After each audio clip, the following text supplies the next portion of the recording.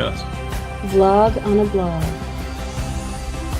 Tomorrow's news today. Get to the truth.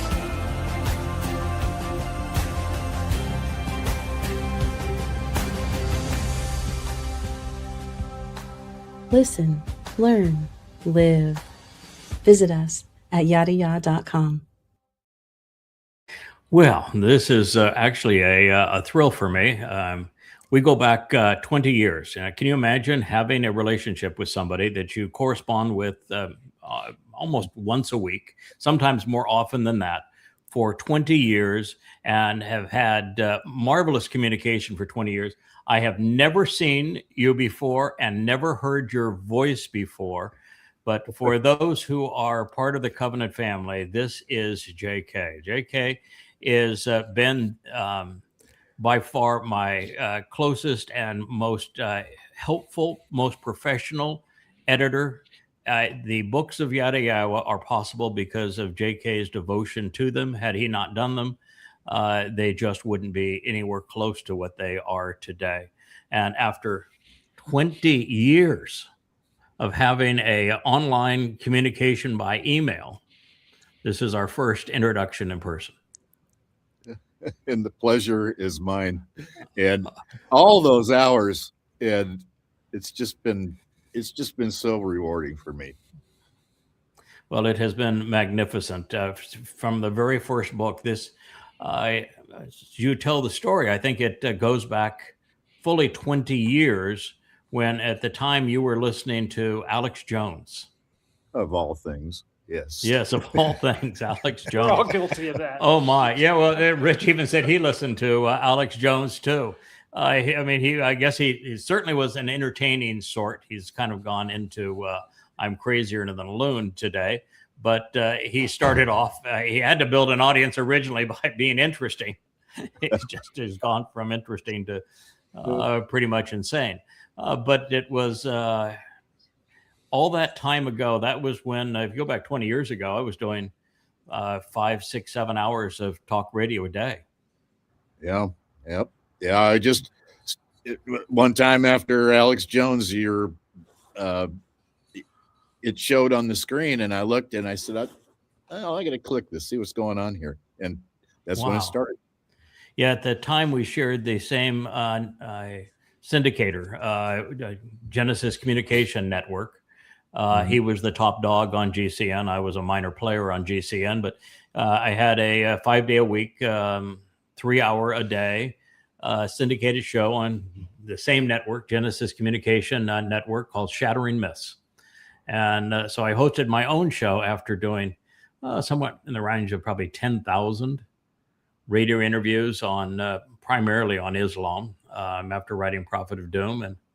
And so in fact, back in those days, I lost my producer, Scott, to Alex Jones. He went and after I decided I didn't really lose him, because I decided, I don't want to do this anymore. This is way too much time. I'd rather translate and write than I would do this for 15 hours a week, plus all the time to prep for that show. And so Scott Burdink went down and started to be the producer for Alex Jones. So I think he's still there. Wow. And you have moved to Alaska. Tell me about that journey. Here you are. It is August, and you're in a coat. It's 45 degrees this morning, and but it's going to be a beautiful, beautiful day in the making here. And it's been a year and 1 month. Since I loaded the truck and drove that 4,000 miles from Dallas to here, and it's just been a wonderful adventure. Just fabulous. Alaska is one of the most beautiful places on earth. I've been there a number of times. I don't think I could handle the winters there because I'm too much into light. It's just not enough light for me. I've got a house, and if I didn't have any walls and just had windows, I'd be fine with that. So I'm not certain I could handle the winters there. And I'm kind of a warm weather creature. I sort of like getting up and putting on a pair of shorts and flaps or no shoes at all, and that's just not going to work in Alaska. No, it's it's right now you wake up at 5 a.m. and it's pitch black and you're going, that just seems like it happened overnight. The doom is descending slowly now into the darkness. Yes, yeah. Yeah, you'll go from it being sunny all day to it being dark all day. Yeah. How far north are you? Are you near Anchorage or not? Call it 45 miles northeast of Anchorage. I have 7 acres on the Kinnick River, downstream about 10, 12 miles from the glacier. Oh my. That's Lazy Mountain is back behind there somewhere. And, okay. We're just ringed with beautiful mountains all around us. It's just the mountains there are gorgeous. The rivers are stunning. Whitewater streams everywhere. The salmon fishing is out of this world. Yeah, I heard you just 23 salmon just a couple of days ago. Yeah, it was a few weeks ago down on the Kenai. My niece's husband and I we took the boat out there, and you just take that pole with the net on the end, just hold it next to the boat, and as we drift, and the salmon just seemed to want to jump into the net, and it was so fun. Wow! I've got probably 100 pounds of beautiful sockeye salmon fillets in the freezer. Wow. Yeah, that's quite a life, and you're almost a homestead. I mean, it's 7 acres. Yeah, it's nice and close to the nearest large town, which is Wasilla, the Wasilla Palmer area, and it's about an hour, little less than an hour to Anchorage Airport. So, it's a nice sort of isolated place on this beautiful road leading up to the Glacier Lodge, but yet it's pretty convenient nonetheless. And with my truck with 4-wheel drive and winter tires, it's sure-footed on the snow. So you're out driving at the speed limit on these snowy roads, and it's like, this shouldn't be like this, but it just and of course blowing snow several times a winter with the big snow blower, which is fun. Really, I just go make short work of this long driveway and keep splitting firewood and stay busy. That's quite the life. I'm happy for you. I'm glad you found a place that you love. As I say, I dearly love Alaska. I think it's, in terms of just natural beauty, which we're going to have a lot of here coming up in 7 years, with the kind of whole world just turned back into a natural state. Alaska's going to have a lot of appeal. How did you two hook up? Yeah, this was 20 years ago, back in 2006, that you were listening to Alex Jones on GCN, and I was the next show up, and you clicked on it. And what was the appeal that caused you to say, well, I think I'm going to listen again or start? Well, years ago, after my parents pulled us out of parochial Catholic school, and because it was bankrupting the family, and a very spicy conversation with old Father Mulligan, who was about to lose 3 high-paying seats. My mom, I was hearing my mom's end of the conversation, and it was not pretty, and that was the end of her devotion to Catholicism. And that was Mulligan, which is a perfect name for in golf. Of course, that's when you shank a shot and you want a mulligan. That Father Mulligan, his big concern was not your soul; it was his pocketbook. Oh yeah, and so that was a big blow to me, because I knew I was going to hell, because Sister Barbara, my first grade teacher, informed us that only Catholics are going to heaven and everyone else is going to hell. So surprise, newsflash. Not so there, sweetheart. So it was probably in my late 20s or early 20s that I encountered a book called The Two Babylons, which was really yes, sure, yeah. Alexander Hislop, right? Yes, and then Yes. for a spell, I got involved. And that's a with- tough read. I mean, that's a really tough read. The Two Very Babylons, because he wants to make it more of a conspiracy than it really is. I mean, he is correct in finding all of the connections between the old Babylonian, Greek, Roman, and Egyptian religions, and the symbolism and the very edicts of Christianity. So he does a marvelous job of that, but he tries to I think he tries too hard to trace it all the way through every religion. Nimrod has to be the same as Tammuz, who has to be the same as Dionysus, who has to be the same as Bacchus, who has to be the same as Osiris. And after a while, you're a little worn out on the train of names. But he wanted to dance between raindrops, where he could say, all right, so Roman Catholicism is Babylon, but Christianity is not. As if there was a difference between Roman Catholicism and Christianity. Right. Yeah. Yeah. I remember reading it, and those are my two reactions: is why are you dancing between raindrops here? It is wrong for Roman Catholicism, which means it's also wrong for the whole religion of Christianity. And I think he did push it too far. It becomes hard to read just because he wants to tie it. It's like Quigley's book. I don't know if you ever read Quigley's book on conspiracy. It's about time. No, not about time, but I've forgotten the name. But it was Tragedy and Hope. No. Oh, Tragedy and Hope. Tragedy That's and right. Hope. Tragedy and Hope is Quigley's book, where Quigley tries to tie all of the conspiratorial belief systems and organizations all the way up to the present day, and it just wears you out after a while. You're just going, oh man, this is really just too much work, and I'm not sure you get anywhere once you're there. And it was that book, Tragedy and Hope, that finally just wore me down, where I said, there's just no benefit to this conspiratorial approach, because no matter how much you concentrate on it, you just can't get there from here to there without wearing yourself down. Yeah. And if I'm going to get wear down, I got a pretty good attention span. There's no way I'm going to walk somebody through this. No, too many rabbit holes. Too many rabbit holes. Yeah.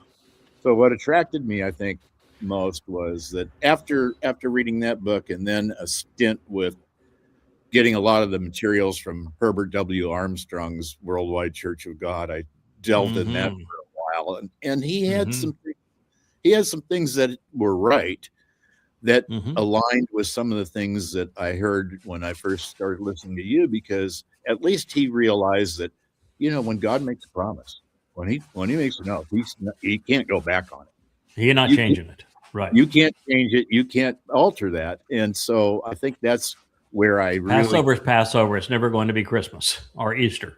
And and the Shabbat is the day. It's never going to be Sunday. Or yes. And Yisrael are the chosen people. It's never going to be a Goyim church. Yep. And that was the hook. And I just, it all started to, it makes sense. But for all that time, it was, for me, totally cerebral. And like a lot of our fellow family members, I came from a very fractured family background. My mother was verbally abusive. Yeah, my mother was verbally abusive to me starting at a very young age, and it became this weird codependent relationship. And finally, I was about maybe 11 or 12. One morning, she just left us, abandoned us. So I think that's kind of screwed up my whole thing about relationships and running from commitment, that I ended up just, okay, my first romance was a disaster. I really hurt her badly because I just couldn't get the commitment thing going, and I really hurt her. And so all these years I've just plowed myself into career and work and civic type things. By the way, I did the same thing. The first girl that I really had a wonderful connection with. I'll never forget her. And unfortunately I blew that relationship. And it was I think it was likely, I know it was a lot of pressure from my father was your mother, verbally abusive. He would occasionally go to physically abusive, but my father was a real exceedingly mean man. And so I grew up in an abusive home too. And I did have commitment issues. I remember I did exactly the same thing you did. I Wow. regret it to this day. Well, but then I look back and wonder how my life would have changed if I might still be in that same old hometown working. Oh yeah. Yeah. Yeah, me too. Me too. So it worked out good. It doesn't change the fact that you have some remorse over this was a really good situation and I blew it. And so you have some regret over not being mature enough to handle it. Maybe that's my deal. Maybe I don't know if it's yours as well. But in the end, there's no way I'd ever want to go back because I like the way it all ended up. It just that in fact, even the bumps along the road contributed the way that it ended up. Yeah, we're parallel in that regard, aren't we? Yeah, absolutely. Wow. I think you're going to like one of the things that I just discovered. Then we talk about fractured families. I'm in the midst of putting together the scenario because I'm rewriting Written in Stone. As you know, you've just edited the unpublished books. Mike still wants to make a final contribution to them, so I'm waiting for him. But Coming Home 4, 5, and 6, about 2,000 pages, and you've just done a thorough edit review of each of those three, and they're otherwise ready to go. So while I'm waiting for Mike, I decided I'd rewrite Written in Stone. And I come to Written in Stone, and I'm trying to deal with everything that Na'af represents. Na'af is the word that is rendered adultery, even though there's essentially no correlation between the English definition of adultery and the way Na'af is used in the Torah. So I'm trying to explain that Na'af is religious infidelity. It's cheating on God with false gods, and went through that. But then because there's this I think a rather repulsive attitude towards homosexuality by Christians and by Muslims, of course, as well. And I've never thought that but I don't like people promoting things that are unusual and abnormal as normal and better. But somebody choosing to be homosexual, it doesn't bother me, and I don't think it bothers God. So I wanted to go ahead and, while I'm in that subject, to put an end to the myth that God condemned homosexuality. And so as you're translating that, you're confronted, because the only way you can actually render the vocabulary accurately is you have to go back to the most the entirety of the Torah and prophets. And it is with Jacob. And Jacob, it turns out, is the single worst father, son, brother, and husband in the whole of the covenant family. He's the worst of all. And Yahweh even refers to him as a toba, a worm.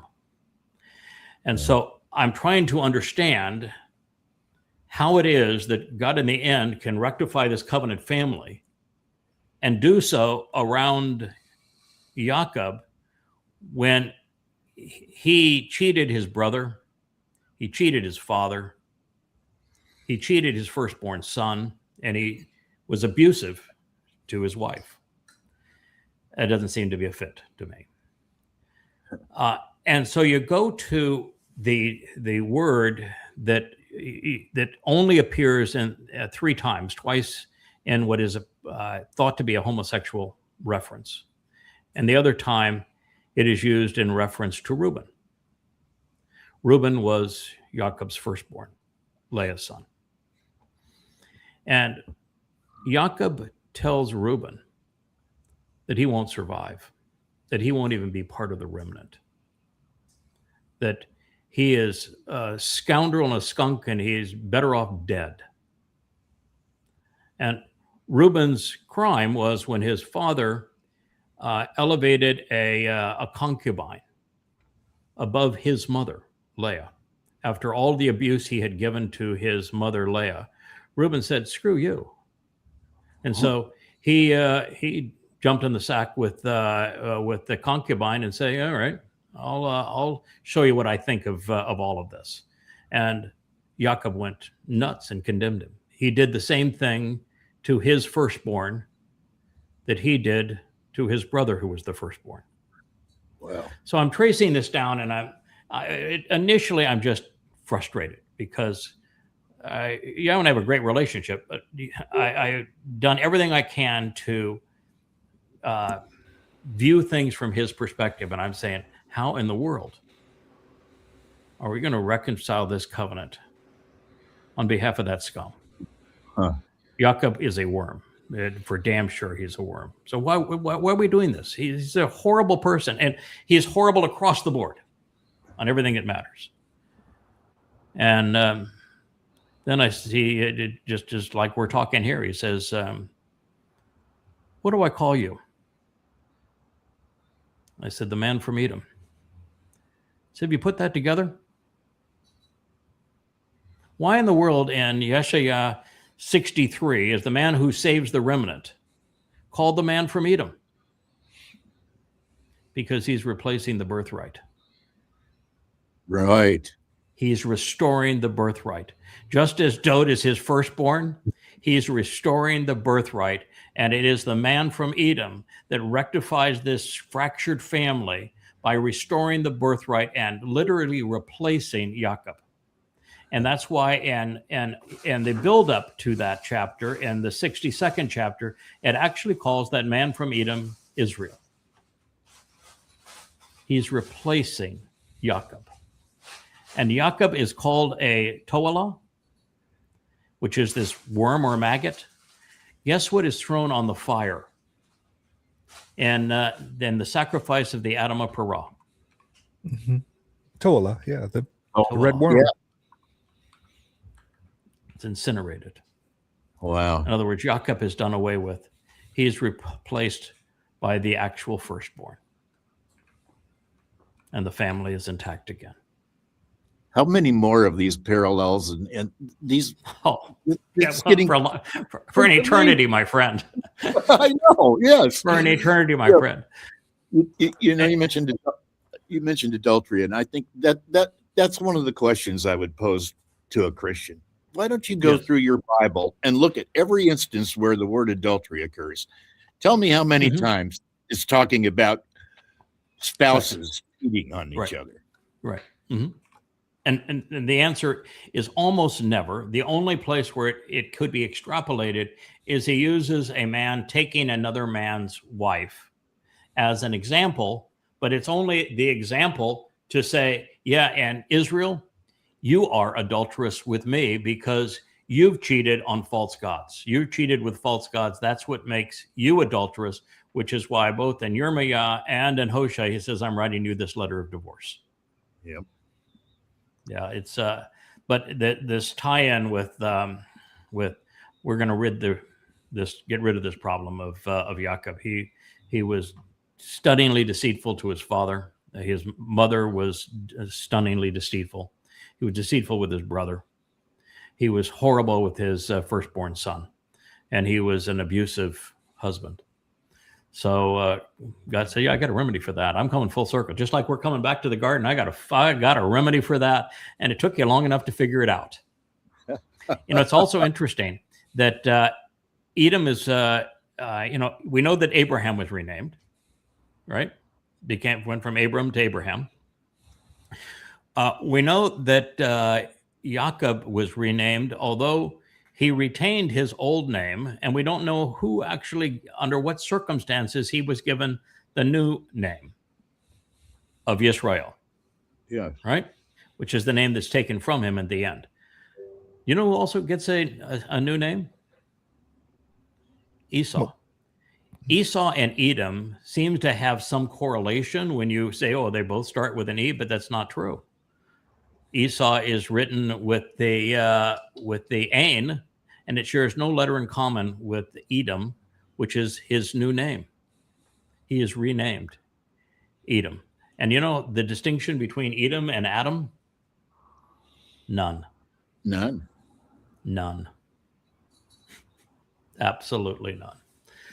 So it's one of just the fun things you can put together, and you see how God's puzzle comes full circle. You sent me a note a matter of weeks ago, where you were reading and editing one of the 3 Coming Home books, and it was the first time where I was now taking a step back, and I'm going to say I want to try to put this for the first time. I'm going to frame the whole story for you, and these are God's players.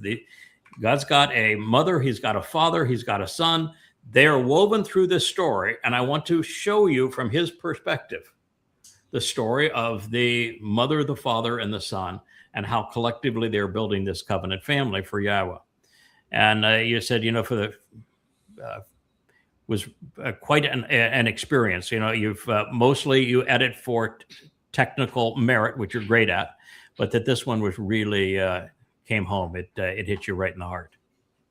It was totally cerebral for all those years, and you exactly nailed it when you said that was those 3 chapters just really did bring the whole picture together for me, and it just overwhelmed me. I was like, wow, it's for the first time it was incorporating into my persona. Yes. And it was, yeah. And it was like, it's okay. You're so reluctant to rely on a relationship because you've been hurt in the past. Correct. Yes. I'm finally there's someone that is now totally reliable. Yes. And that is grounding, that's centering. It's wow. And there's so many moving parts. It just boggles my mind that in the framework of free will, this will still all work out in the end. Yes. What an amazing thing. Yeah, that's the 2 aspects of this that were revolutionary in our comprehension. It didn't change anything. It just reinforced everything. This realization that God's entire story from beginning to end revolves around a mother, father, and son. And the center of their life is the son. It's the son who's the center, but there's a mother and father to make this son, enable the son to be what he needs to be to serve alongside the creator God of the universe. And so God found souls whose characteristics enabled them to perform that role, a role that he actually at this point could not perform himself and did not want to perform himself, because that would ruin the entire purpose of creation. And was just too far removed from Adam to serve as Adam's father. And yet he wanted Adam to be his son.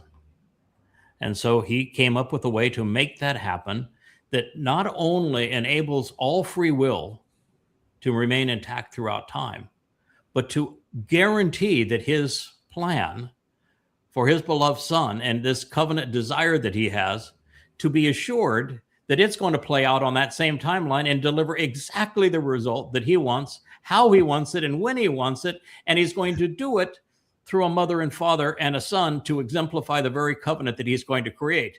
Tell me that isn't a great story. Oh, it's a beautiful, beautiful story. And to think that we're going to be standing there watching this beautiful ceremony. Yes. Oh my goodness. Yahweh returns. His people have returned to him. His beloved son comes back. He's as brilliant as the sun. He is Elion, the all things pertaining to God in our presence. He is wed to the most beautiful woman in the world, and this family reunion, homecoming, all takes place on Yom Kippurim. But it's after the final act of sacrificial love, if you will, and support by his father on Teruah. Yeah. Mm-hmm. And maybe even a tougher blow by his mother having to be there to watch it. But that takes place on Teruah. He gets to come back on Kippurim, and then we all return to the garden and there is now a new Israel. Family is no longer fractured, and it's no longer stained by what had happened those 4,000 years ago. You know, I'd like to ask you something. It's Sure. been on my mind. If we're created in His image, Mhm. that would tell me that Yahweh enjoys the same ups and downs and discoveries, and it doesn't seem probable to me that He just one day went boom and created all this universe. If we're in His image, how many thousands of times did He bring this thing together and say, "Oh, that didn't quite work. I have to tweak it." And I mean, I think the first part of what you say is resonates deeply within me, because for Yahweh to have created us in His image, and we are who we are, the best of us anyway, from His perspective. He's not perfect. He doesn't want perfection, and He wants every day to be in a new adventure, which means we need to be different. We need to make every opportunity to learn, and we need to recover from our mistakes. That's why when God said, "I regret creating man," He wanted to recover from that mistake. And He didn't do it alone. And so I think that God is very much like the family He's trying to create. He likes challenges. He likes solving issues. I think He is so elated that His plan of repeating and redeploying these certain souls along the timeline worked out such that it delivered His Son exactly as He wanted him. And not perfect, but in fact, scarred and battled and bruised and mature and having character, because He's gone through all of that. And He's overcome all of that. And He's proven that He had the resolve to overcome all of that. It delivered His Son real and like Him. Now, the second part of it, there are many who are part of the covenant who view what you described, which is that, how many times did God say, that didn't work, let's try this, which almost assumes that this is not the first attempt at a universe. I'm not there. That's a place where I'm just not. And the reason is that I think that when God came up with this plan of, I'm going to find souls that I like and I'm going to reinsert those souls, that He was playing with a royal flush. In fact, he was holding 4 royal flushes in every suit. No matter what happened, He prevailed. There was no chance of not prevailing under that basis, because He knew the people He had chosen were not going to quit. They were never going to give up. They would endure whatever needed to be done to get it done. And that therefore, I think when He came up with the plan, He knew it would work. And we know that He knows it's going to work very early on, because He gives us the end result. The end result is we prevail. Now, we don't prevail by human standards. We prevail by His standards. We're not going to deliver a large group of people. We're going to deliver the right group of people. We prevail by His standards, not by human standards. So He's already seen that it works out in the end. Now, is it possible that this universe is one of many, and that He tried different approaches and those didn't work, and He finally said, okay, I'm going to start this one with several souls that I'm going to even know before I even start the system. In other words, that the 3 of us in particular were there with Him when He said, let's do this. And we had already agreed that we would go and be the fixers going forward. I think it is possible. I don't think it's necessary. I think that there's plenty of challenges to overcome in what we're doing, because simply deploying the Father, the Mother, the Son throughout the story even handpicking the people he was going to choose and equipping them to succeed wasn't enough. There's still so much going on. I don't think we would have the prophecies that we have about,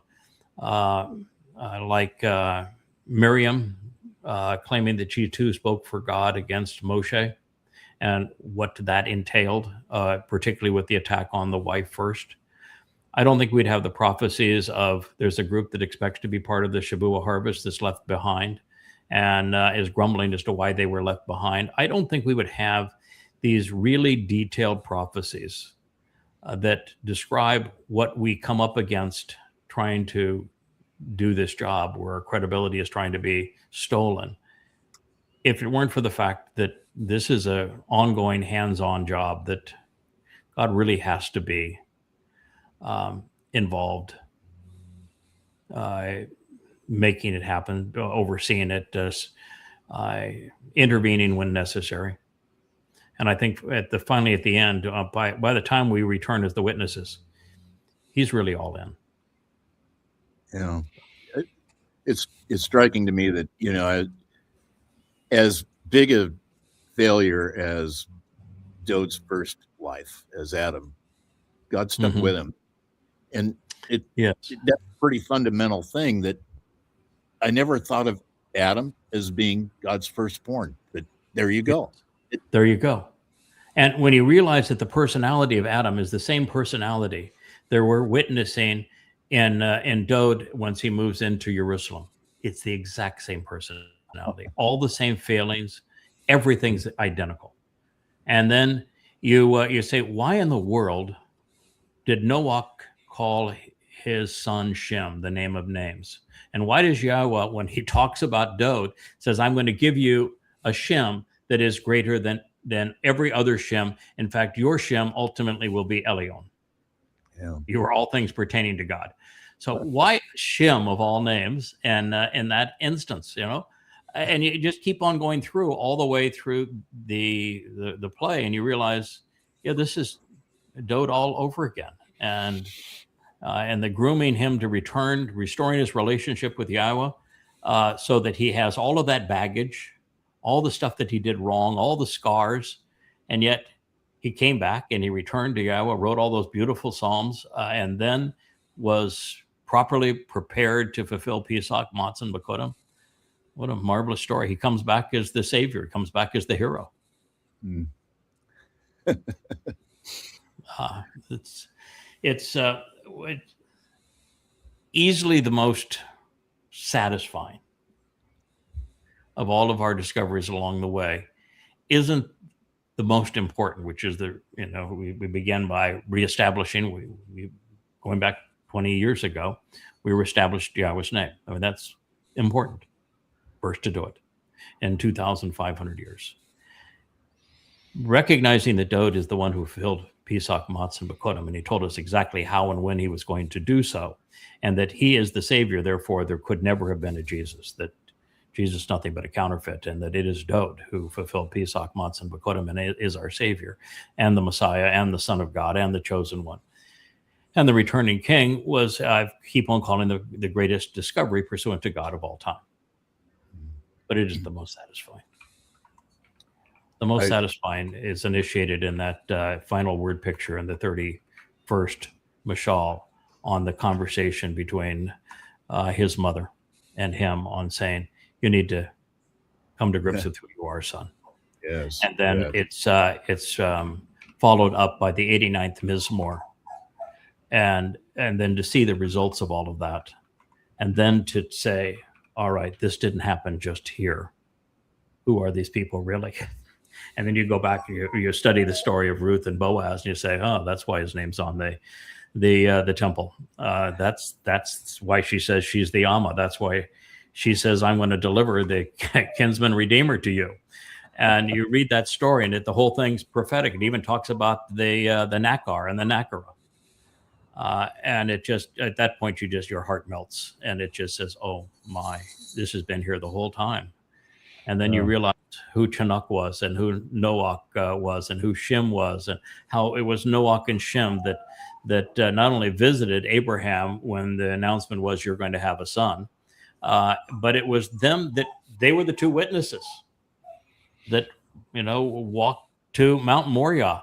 And so it was Noach that put his arm around Shem as his son and say, that's you, son. No, and of course Christianity went off the rails way back in Genesis when those are just fruit trees. Just fruit trees. Yeah, that's an apple tree. Yeah, they got it wrong from the get-go. You go. Then you in the midst of all that, you're realizing that the most important prophecy that exists is the first one. Yeah, about the two Maoreth, these two luminaries, the Gadol and the Katan Maoreth. They are the whole story. They're the guys that fulfill the Moedim. And they're the guys that come through the years. They're the very demarcation of time as they're redeployed. They're the heart of this story. And then they're manifest again as those two trees. And it's Dode who fulfills Pesach that opens the door to life, and he is the tree of lives. And then you've got the tree of knowledge. And when the Choder is described, he is called the tree of knowledge. It's everything about the Choder is a tree, including he's called an Etzah Diath. And you go, oh, this was here all the time. How did we miss it? Yeah, 3,000 years that we missed it. There are frequently times when I just feel this incredible sense of empathy for what we've put Yahweh through as human beings. And I mean, God, as he says, I regret creating humanity. When they became many, they became evil all of the time. And yet he didn't give up on the entire human experience. Ultimately, he prevails, but not with many, just with people of his choosing. And, we get to come back to an environment that's very much like you're in there, probably a little warmer, it's going to be beautiful. It's going to bring us full circle back into the garden. Relationship restored. It's going to be 78 degrees every day here. Okay, a little warm. See, 78, we'd freeze to death. I would need your parka if it went to 78 degrees here. I think the coldest I've ever experienced since I've been here in the 9 years, one day it dipped down to 74 degrees. And I thought we were going to freeze. Oh my! And no more mosquitoes in Alaska.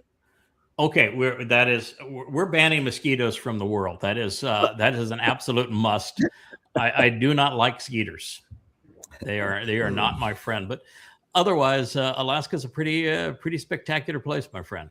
Boy, it's just such an amazing thing. I had when you sent me the note in the midst of this, because it was apparent that this realization of the family supporting the whole story all the way through just opened my heart. I mean, at that point, they said, "Okay, God, you got me. You own me hook, line, and sinker, or in your case, fishnet." I get it. I get it. This is exactly what we're doing here. We'll get her done. I'm in 100%. But it was so reassuring, so warming, so comforting. And then when you wrote your note, it said, "Oh, well, we've been together a long time." It hit you the same way. Oh yeah, and 3,000 years of darkness. It had to be that way. It just had to be that way. And that we have 6,000. Yeah, that 6,000 years from Yahweh's point of view was a blink of an eye, though. Oh sure. For us, it didn't. I don't think it had a lot of work for us, but blink of an eye.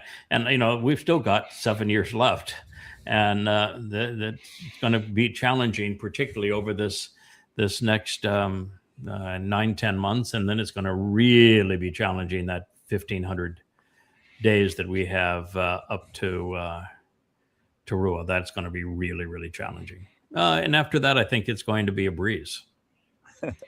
Well, yeah, I think the most ominous thing we're seeing right now is with this emergence of a communism and Islamofascism coming together. Is going to it has the potential to be so destructive. I think it might make Mao look like Mother Teresa and Lenin like Joan of Arc. I was with you 100% on that until recently, and I'm going to show you the one deviation I have on it. I think I have written many times that the merger of Islam and Muslims and Marxists is the single most damaging thing in human history. Mm-hmm. I have moved on slightly from that, and I'll get to that in a moment. The first time that we see Muslims and Marxists together was Muhammad Hajj, the Grand Mufti of Jerusalem. And he goes to meet Hitler in Berlin in 1941. And he pleads with Hitler as the Muslim speaking to a Marxist about exterminating Jews as opposed to exiling them. Hajj Hamani was his last name. And that's the first real merger between Islam and Marxism. Marxism was quite new as a religion of man. And prior to that, Islam had dominated the genocide of humanity. Islam in its first 100 years murdered 200 million people. That was a third of the Earth's population, and that was in its first century. And it remained 100% the most barbarian, aggressive, vicious religion humans had ever known for its first 1,000 years. It never stopped conquest, and its conquests were brutal, and they did not want you to convert. They had no interest in anybody converting. In the first 100 years, there was no conversion at all. They didn't even have a Quran. All they wanted is to rape the women, to enslave the children, and to plunder the whatever they could steal. And so for 100 years, it was nothing but a bloodbath and thievery. And for 1,000 years thereafter, it was conquering the world for Allah. But again, conversion meant nothing to them. They were robbers. And so nothing compares to Islam in terms of the death toll and the destruction it has had on humanity. And now it's 2 billion people. But there's also very close to 2 billion Marxists in the world today. And in America and in Europe, universities have indoctrinated in 2 generations to be Marxists. And it is a completely failed system. Marxism has never worked. It will never work. And it is disastrous. It robs people of their freedoms, and it robs people of their initiative and their productivity. It destroys economies. There's just nothing worse than Marxism. And if you look at Marxism over the last 100 years, it's the leading cause of death. Nearly 200 million people have died because of Marxism since it was invented 100 years ago. And so the blend between these two is the thing that I said was the single most damaging thing to humanity. And I was close, and I still see it as being very damaging, but I think there is something more damaging still. Trump and the MAGAs. I think when Donald Trump went from being a narcissist and a psychopath to being Satan incarnate, when he was up against it and knew he was going to be imprisoned and bankrupt after losing that last election and then losing every trial, he made a deal with the devil. He became Satan incarnate. He's the person the prophets have spoken of. He's the great betrayer of Israel. He is Rahab. And he is so destructive. He's going to be worse than Mao and Hitler and Stalin combined. No. I actually think that MAGA and Trump, I think, are even more dangerous than the blend between Marxists and Muslims. But the combination of them, there is no hope for humanity. No, and resolve these problems. No, and I actually arrived at the same conclusion that you did about Donald Trump. In fact, I made a comment quite a while back that I think very, very close to the same time, I think we both came to that same realization that this has got to be the one, because his personality, his foibles, all of his characteristics are reminiscent of Paul, the kind of ego that Satan loved to work with. He has the perfect ego, the perfect level of irrationality, the sexual perversion, no respect for life. He is Muhammad. He is Paul. And so, since we knew that Muhammad and Paul were demon possessed, and they were very open about it, and we know we had a mirror we could look at their set them up with this magnifying glass and examine their lives, then what we saw was Donald Trump. And then you read all of the descriptors that were used by the prophets, and they describe Donald Trump. Every single one of them is Donald Trump.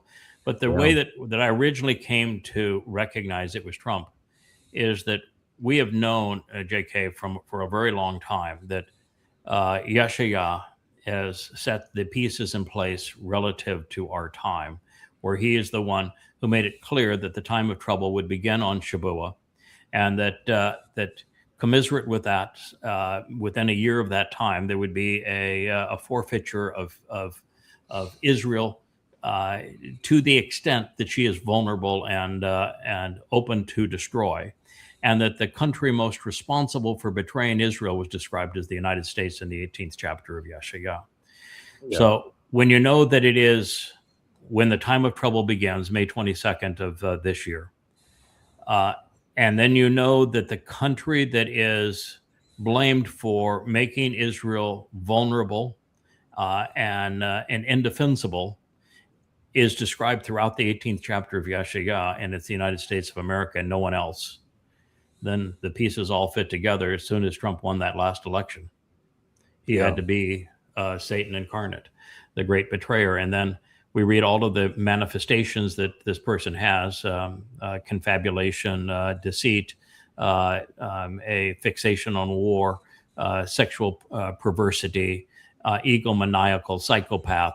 And of course, he's long in days. He's an old fart, and that he has that goatish comb over hair. You're saying, okay, well, clearly Donald Trump, and in fact, even the book of Ezekiel, he's the coppercon. And so you put it all together, it was obvious. And then it still was risky to say it when both of us came up with that 2 years ago, because he's in such poor health. You're saying, how in the world can this piece of shit last another, at that point, 8.5 years? How is that even possible? And then with every day, with almost every word, he proves it. Mm-hmm. And yet we can't convince Israel of it. They're prophets who foretold it, and we can't awaken Israel to the fact. Oh, and it's just striking how Yeshaya just got it right to a T. I mean, you cannot mistake that prophecy for anything other than the United States. It was so clear. Yeah. And so here we are. So it's probably a good time, or Kevin, we'll go to the vlog on the vlog. You ready for that? They do get news up there, up in Alaska, right?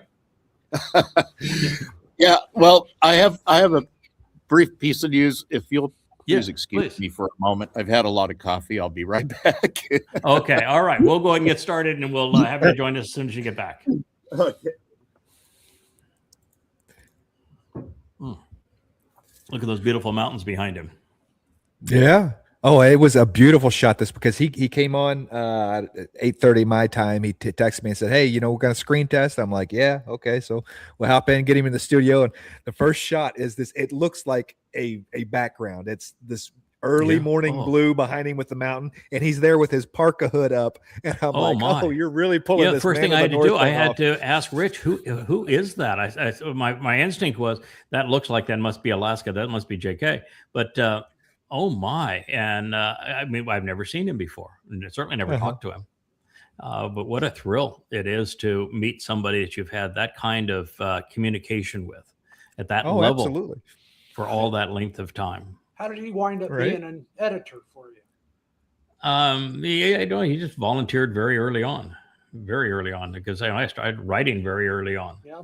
And he had a knack for it. He would send me emails and say, I think you need to change this, that, and the other. And then he just kept on doing it. And I'd send him every time I'd write a chapter, I send it to him. And he'd send it back to me edited. when we're doing whole books, he'll have 250 edits to enter in a book. And so I'll go through them one at a time. And there isn't 1 in 100 that he gets wrong. Mhm. That's about his rate. Maybe it's a 1 in 100, 1%. I'll look at and say, no, I really did mean to say it that way. There's an insight here you just didn't pick up, but he's really good at it. We And have it's now just another editor, and Michelle, who is really Mhm. good at it too. She is highly professional. And then we've had Mike as the fact checker back 20 years too. The team's been together a long time. Oh yeah, absolutely. It just goes to show that these are people that are doing something for themselves, right? I mean, he was reading the books and he was doing his editing and then passes it on to you, and it becomes useful, right? This wasn't like, hey, I want to hugely. help Craig write a book. He was doing it anyway. He was doing it for himself. Yeah, he was reading them for himself, and then Yeah. But then he would point out to me the typos that existed in the book, and then Mhm. and then each time I would write a chapter, I'd send it to him, and he'd send it back to me improved. And Well, so, yeah, because we- he's getting the yeah, we- early editions. I understand that. Oh yeah, Jones. no, he got So- he got them. In most cases, he got them a year or more before they were published. yeah. Oh yeah, absolutely. Yeah, it goes back a long time. It's really cool to be able to do this after you think of how much time we have been together and really what we've accomplished over that period of time, and even more how much we have learned. And if either of us had started off where we are now, we'd probably just blow fuses and say, that's way too much. I can't relate to that. It had to come in pieces and over time. Nice to meet you, Craig. Yeah, it's good to meet you too. Okay. Yeah.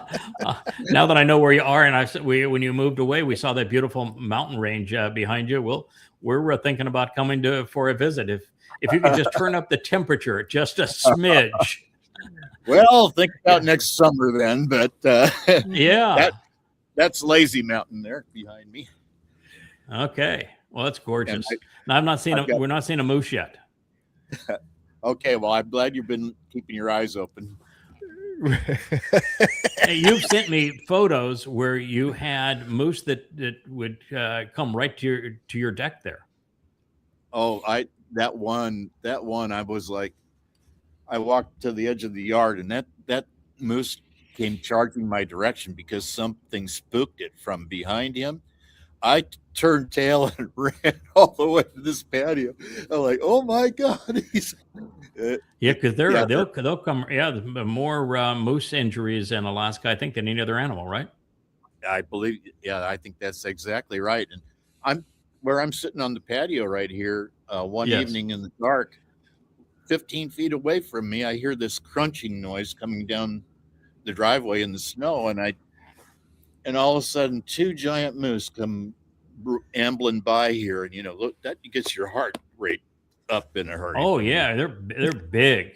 Yeah, they're big, and they don't. They're kind of like bulls in a way. You're yeah. not going to intimidate the bull. If that bull thinks you're in the way, the bull's going to run right over you. And the same thing is true with the moose.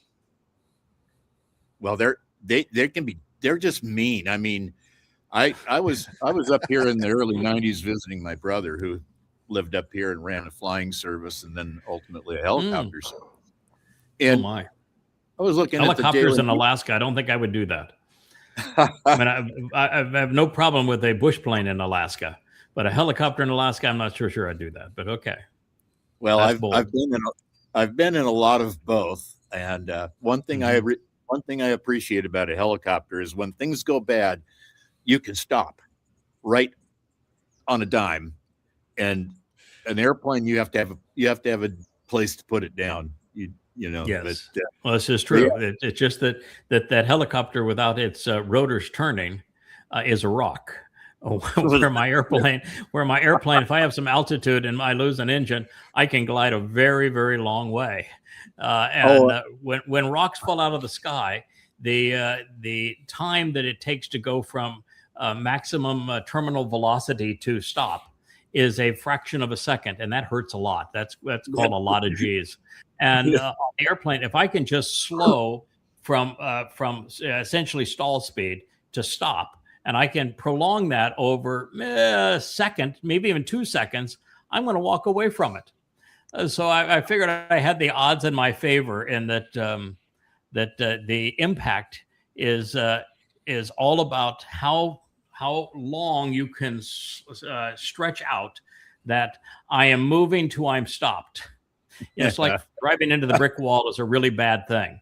But driving into, off into a meadow is not such a bad thing. It takes you a lot longer to stop. Well, That's the deal with an airplane. Oh, I was so envious of you, though. I wanted to ride in that TBM of yours so bad. Oh my! I wore the my Pilatus like it was a second skin, because I flew it so long and into so many different places, and that airplane was so capable. But it's a big, heavy airplane. And when I sold the Pilatus, then I went to a Citation jet and got type rated. Wow. So I was single pilot rated in a Citation jet. But that is really not flying anymore. That's managing systems. You don't get in a jet. You don't get in a jet and fly it, and you don't get in a jet and you're not flying a jet and say, "I think I want to land now." Everything is planned and calculated out, and all you're really doing is managing systems. I didn't like it very much, and then I bought the TBM, and the TBM is sleek, it's fast, it will just perform like you cannot even believe. And it is so damn reliable. Nothing ever breaks on that thing. And it would just do anything. Yeah, I could climb in that, and it was like I was one with the machine. I love that airplane. It's so beautiful. And the avionics on it, so spectacular. That Garmin 1000 suite. It's like beautiful. You knew everything. You knew the weather. You knew everything about your destination and your route. Your situational awareness was just out of this world. And of course, now they have a Pilatus they call the PC Pro, PC12 Pro, where they've taken the upper end, the newest developments by Garmin, and they have a complete glass touchscreen in the Pilatus, and that would be a really sweet bird to go back to. But I'm a big fan of turboprops. I like turboprops a lot more than I like turbojets. They're just so much more capable, so much more fun. Being a pilot's in a place like Alaska too, having wings, being able to soar with the eagles, that works. A single engine turboprop doing 320 knots at 26,000 feet. That's outrageous. Oh, it's outrageous. Yeah. And we could fly that airplane to 30,000 with a very low cabin, and it cruise at 325 knots, and just spectacular performance. And it was about the cost of driving a car. You're going through about 50 bucks worth of, or 50 gallons of fuel, and an hour's worth of flight time, and super efficient. And you've covered a lot of territory in 1 hour. You've covered a lot of territory for 50 gallons of fuel over that hour's time. So I loved it. Selling it was took part of me away. The difference was when I sold Cara, the yacht. Well, I loved it, and it was wonderful for Leigh and I, and we cruised this part of the world in it and lived in it, and just loved every moment of it, and restoring it and the like. Once I moved into the house and we were devoted to what we were doing, I didn't have the time to manage it, and it became this exceedingly expensive thing to keep up.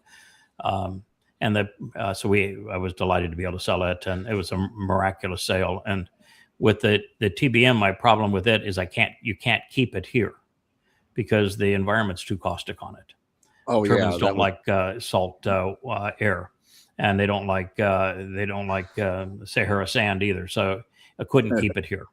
And with an airplane like that, you have to fly it once a week.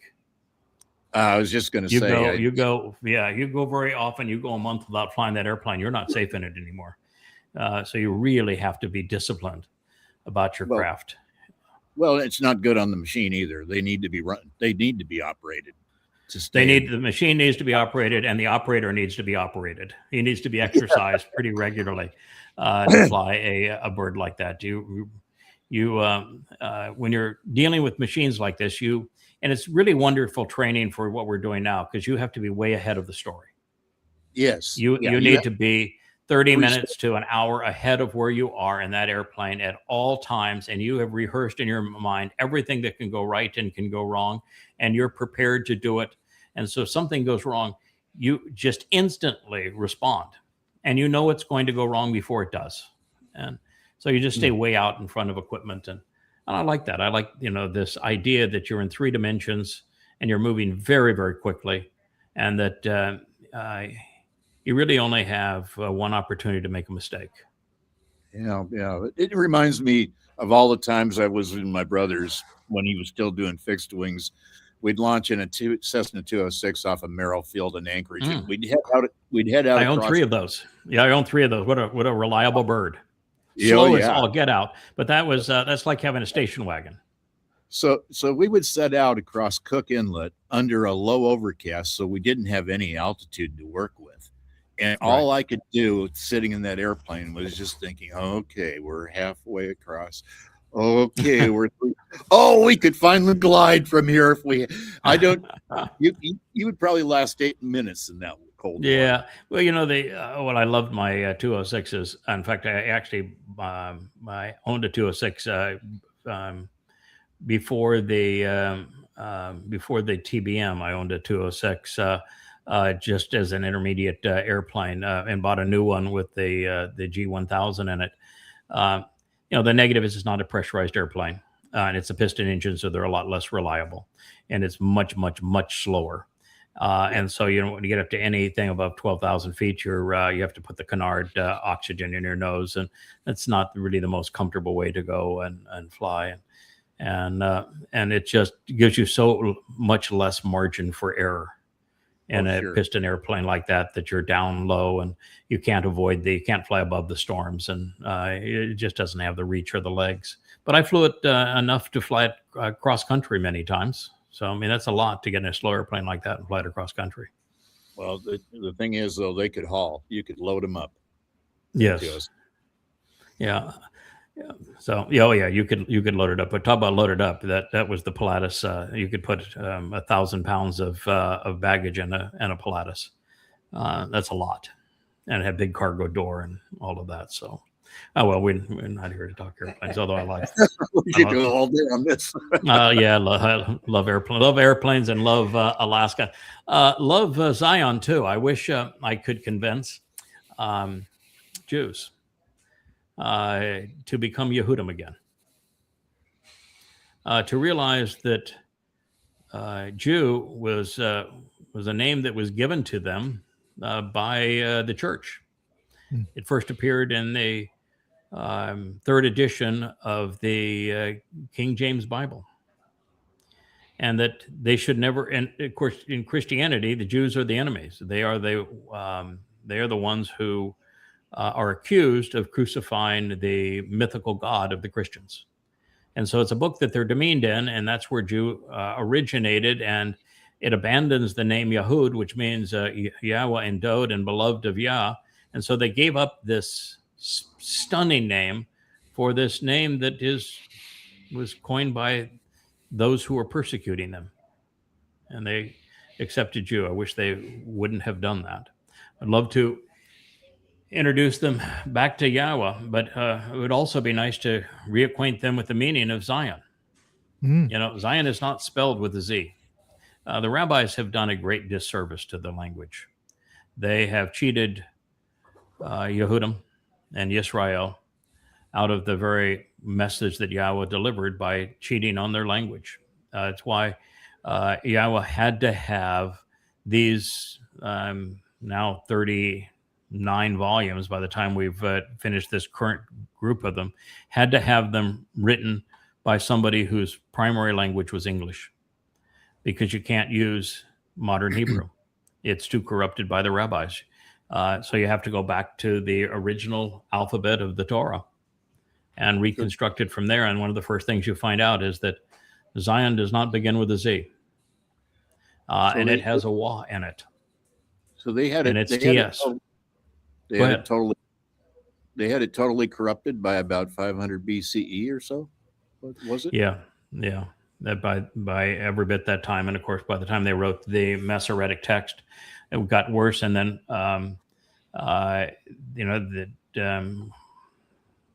thereafter, they wrote Yahweh out of their religion, out of their name, out of their lives, and out of his book. And almost every word of consequence in the Torah, prophets, and Psalms, they have improperly scribed. I mean, it's like God uses the Tasday, the TS, and they chose the Z.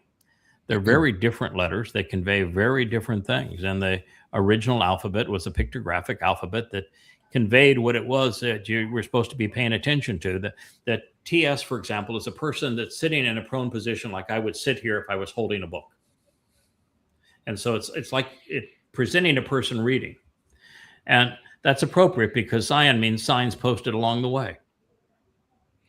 The Z is a plow. That means like you want to plow them, plow them under. And so they completely corrupted their own language as they robbed their people of their God and of their land and of everything else. They are the greatest threat. They're the most anti-Zion from God's point of view. People on earth are actually the rabbis. And the rabbis have done more to create animosity and hatred of Jews than anyone else. So this is a Roman Catholic girl. You can play this. The sound is irrelevant, but the rest of it you can play. Where they got the new age circus of we're going to dance and be crazy and we're going to shout insane things, versus I've got the incense and I've got the dead God on a stick and I'm going to feed you like we're cannibals, the flesh of my God.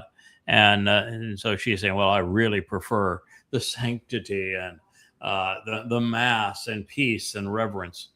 I'm here to tell you, you're both full of shit.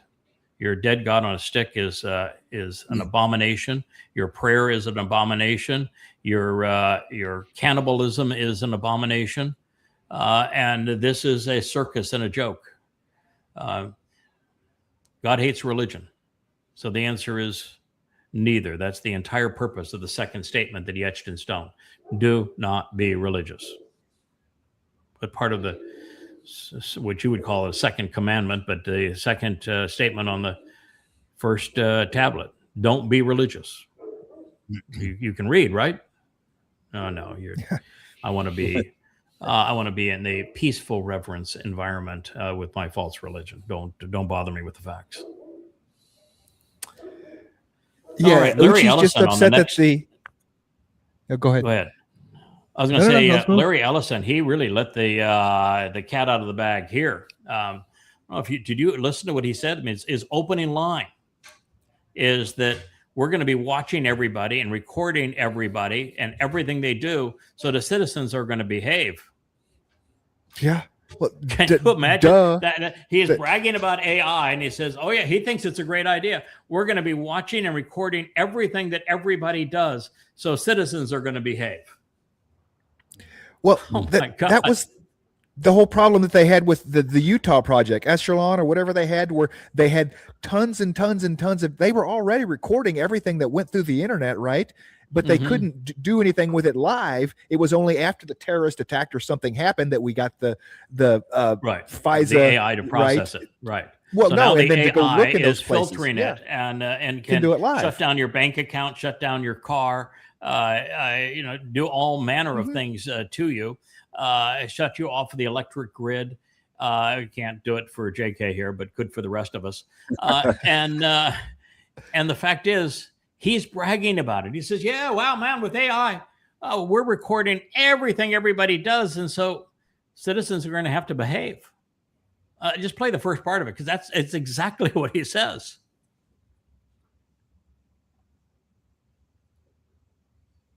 We're not hearing a thing. No audio. No Watch, audio there. your body cams will be transmitting that. Oh. Police will be on their best behavior because we're constantly recording, watching and recording everything that's going on. Citizens will be on their best behavior because we're constantly recording and reporting everything that's going on. When you come That's to it. That's enough. So Oh, that he digital just said that the purpose of AI is that citizens will be on their best behavior because we'll be recording everything that is going on. So Yeah, your well- life is no privacy, no free will. We own you. Yeah. We control you. And this is one of Trump's closest oligarchs. He's the one that owns CBS. He's turning CBS into Fox 2. He is the gutted 60 Minutes, gutted the editorial staff. And he was the one that given the sweetheart deal to buy TikTok so that you have another pro-Trump voice in social media. This is really dangerous. Yeah, I welcome mean, to really, digital. really, really dangerous. I mean, and that's Larry Ellison. Larry Ellison is the founder of the world's foremost database systems, Oracle.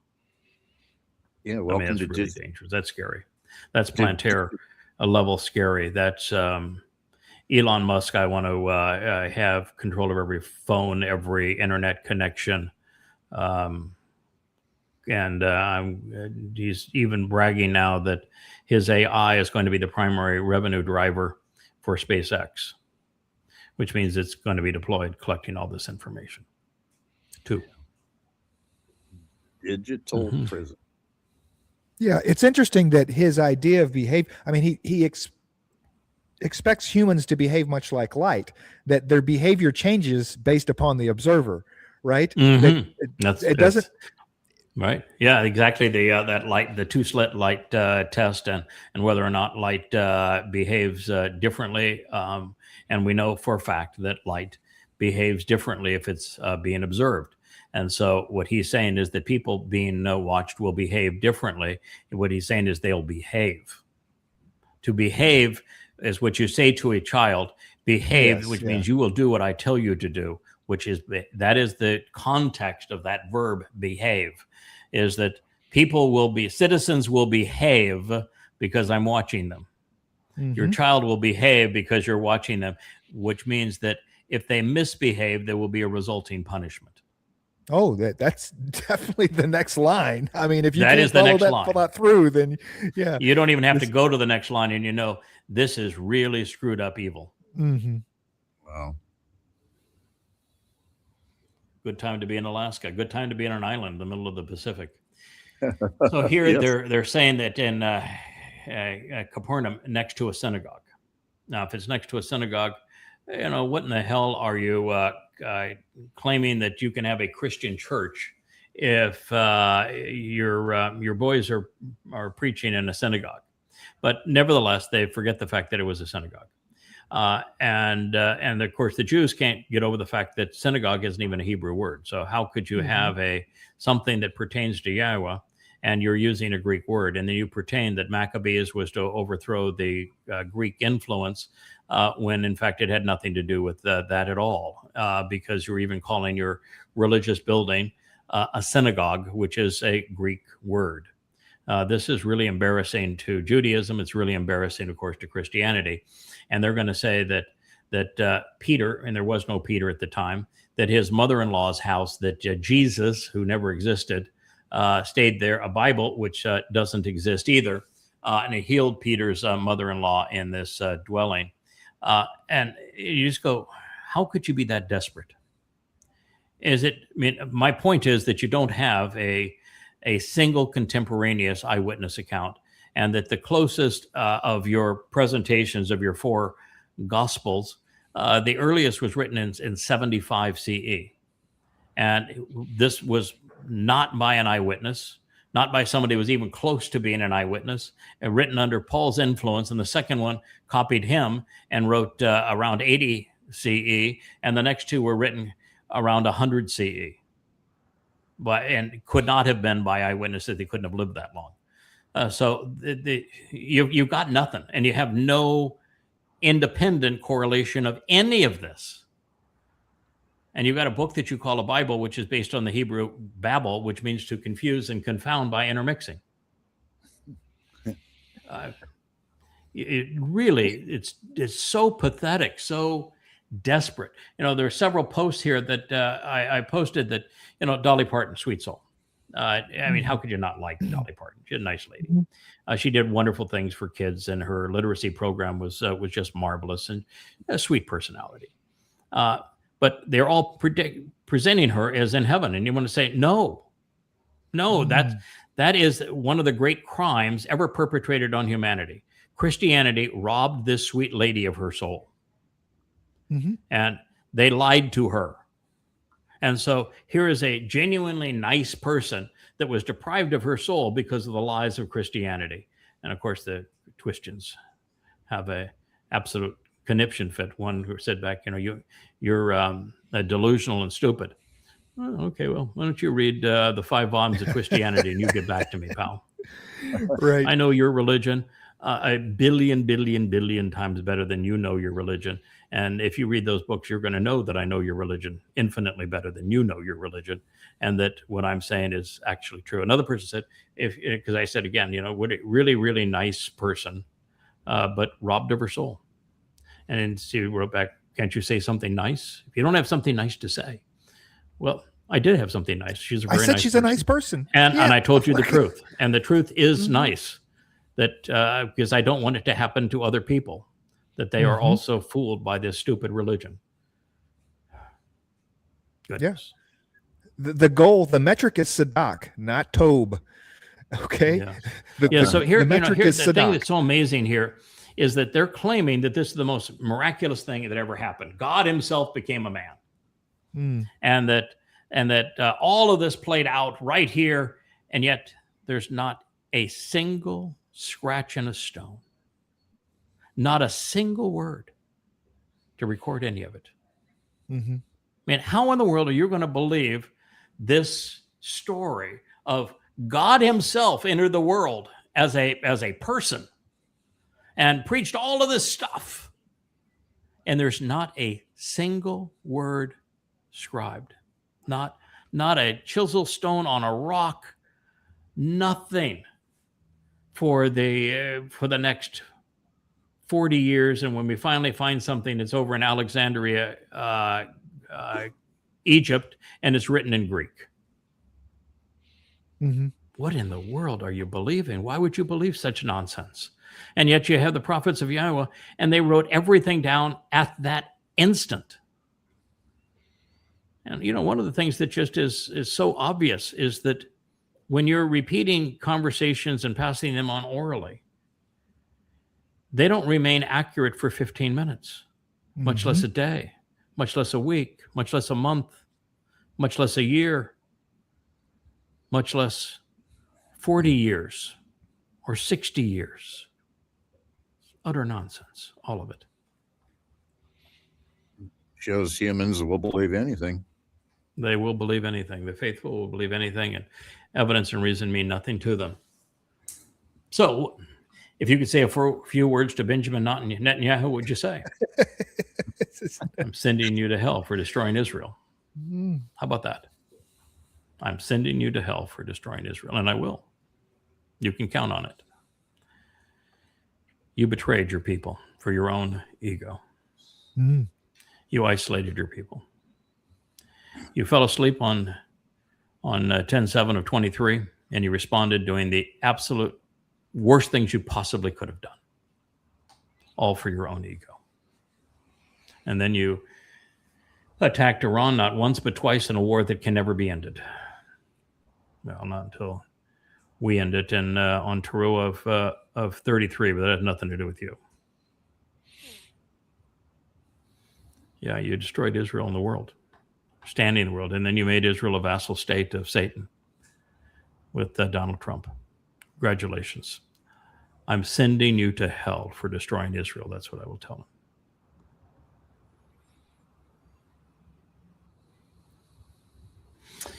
So here is the Quran 3:54 and 8:30. Allah is the best of deceivers. It says that.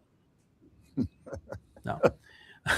It's actually Allahu, Allahi, Allah is the best of deceivers, and that's a far cry from Allah. It means the for him is a accurate translation of that. Allah's name doesn't actually appear anywhere in the Quran. And Revelation 12:9, Satan is the deceiver of the whole world. Both are one's right and one's wrong, and it's kind of interesting here that Allah is the best of deceivers. That is, while the Quran's false, that is a true statement. So you can have true statements in a false book. If you didn't have some true statements in a false book, the book wouldn't be misleading, would it? Mm-hmm. Because no one would believe it if it was just all lies. So there are, babble means to commingle truth and lies. So it is true that Allah is the best of deceiver. It is also true that the Quran is a book filled with lies. As for Revelation, Revelation is an untrue book, and Satan is the deceiver of the whole world is also untrue. While Satan is deceptive, his influence is really quite limited. He's not omnipresent, and he actually deals with very few people. And so it's mostly man who is the deceptive force of the world, not Satan. So you're giving Satan way, way too much credit.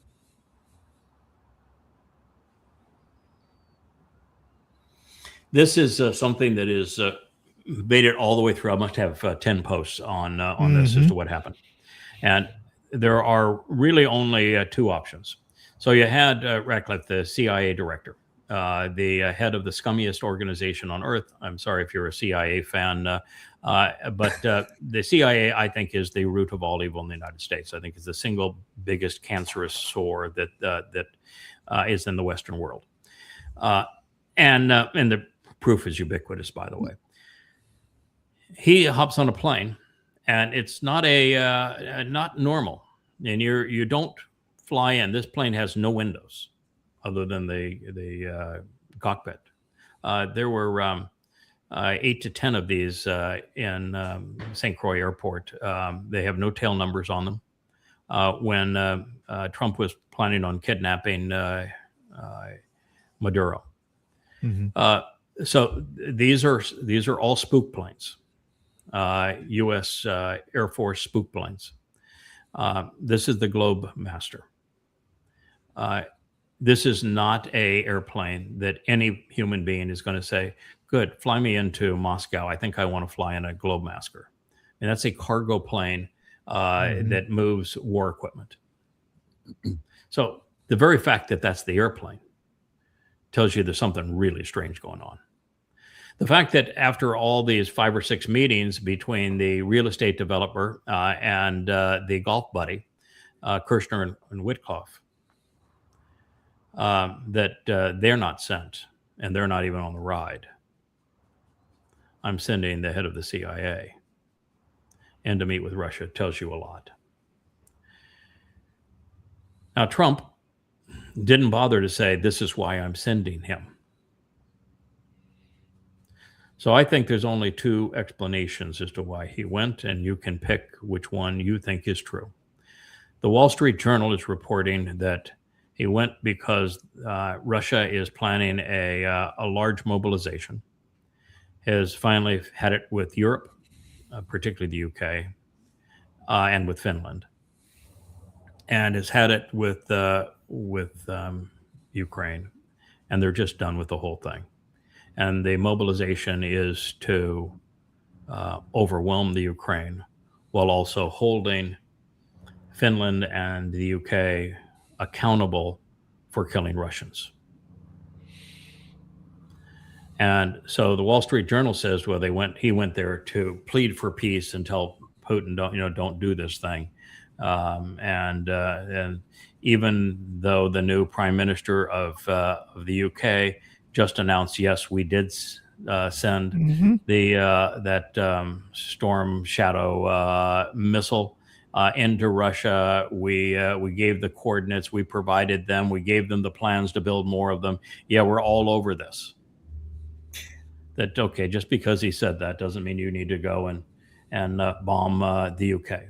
So that's the Wall Street Journal's point of view, that is trying to de-escalate what is an escalating situation in Ukraine. I don't buy it. No. I don't buy it for several reasons. One is that Trump's bored to all over the Ukraine. He has no interest at all in the Ukraine. Is not on his radar because Americans are fixated on Iran and the destruction of the Iran war, and the midterms are approaching, and all he cares about is the Iran war. He is not interested. In fact, he even said the Ukraine war is not our deal. We have this big ocean between us. So he's not interested, doesn't care. And he certainly doesn't care about the UK. And he knows that the likelihood of influencing Putin to stop a war that America started is zero. And that there will be no diplomacy here because, well, nobody can be trusted on the European side and the American side.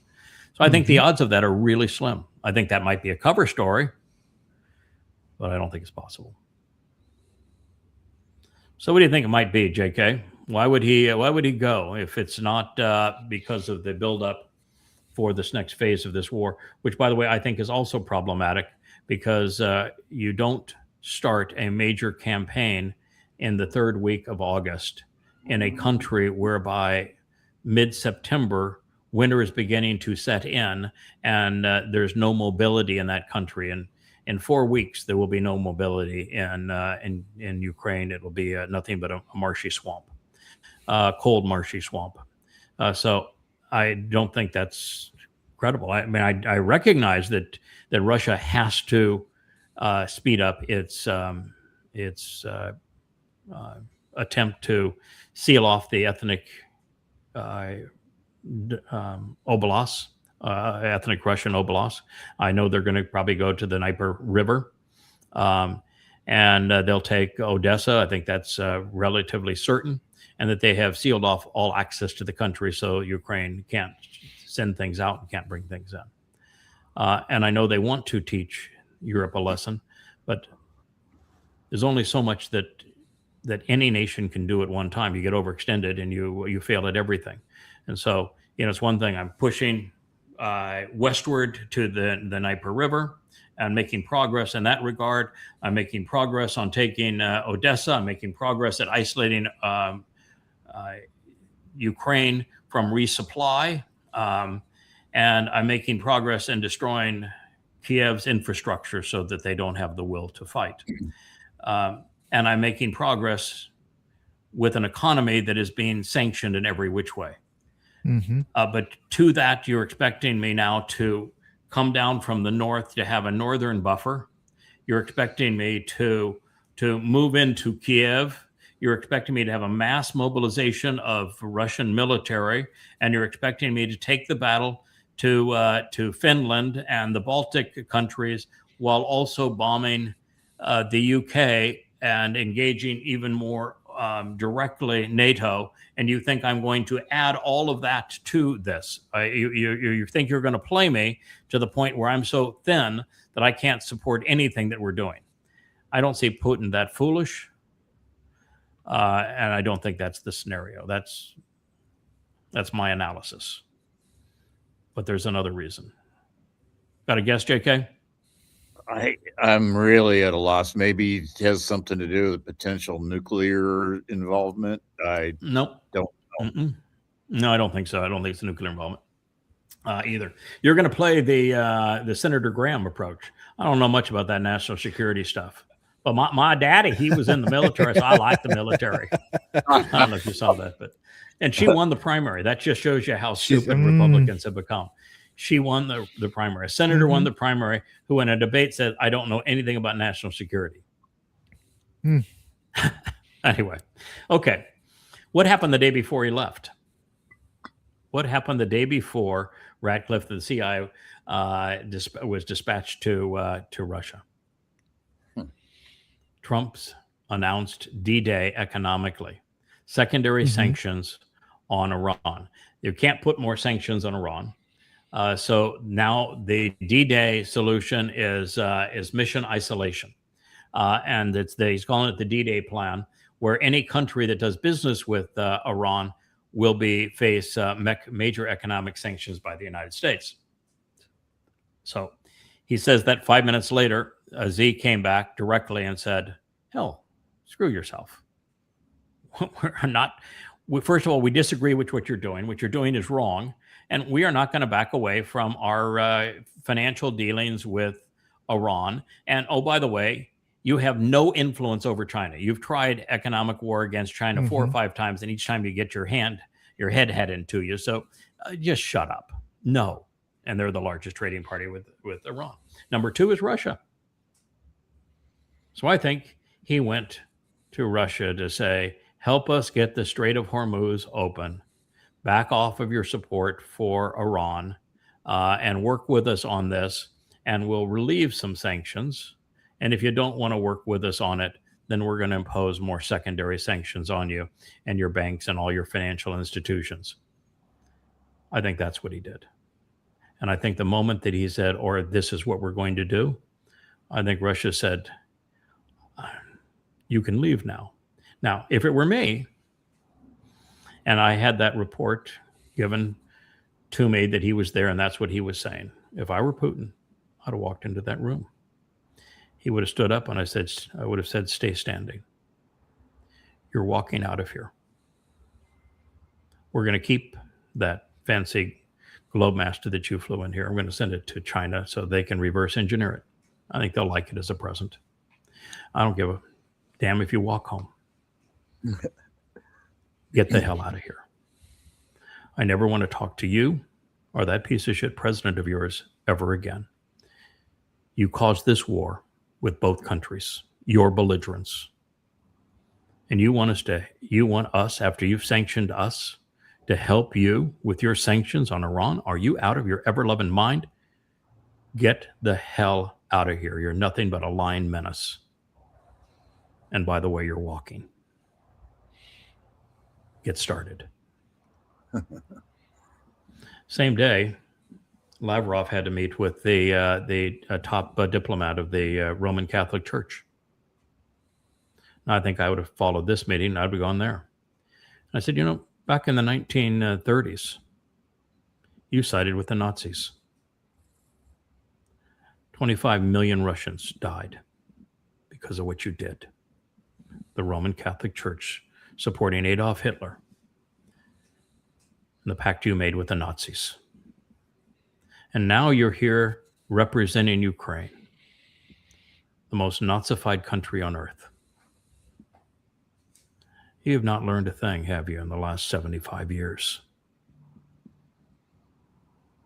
You also can leave. I never want to see you or hear from you again. Oh, by the way, when the Ukrainians, with that regime that you helped with America to overturn, the pro-Russian government, started attacking Russian Orthodox churches and killing women and children in those Russian Orthodox churches, you didn't say boo. You didn't care. So you're hypocrites and you're Nazi lovers. Get out of here. I'd have had 2 for 2.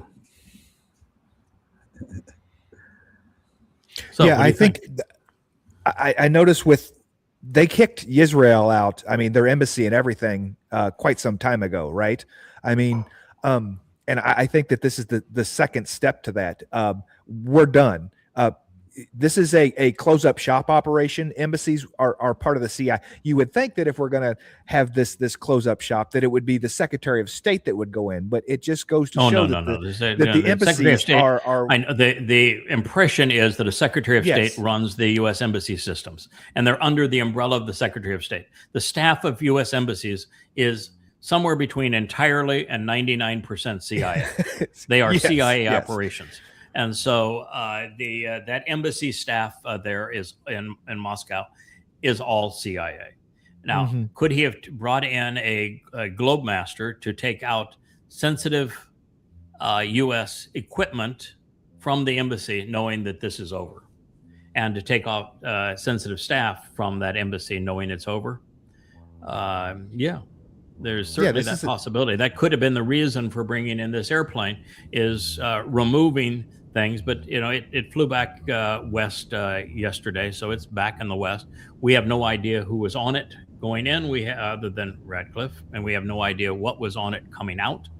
But I'd have played the game differently if I had been Putin than what we saw.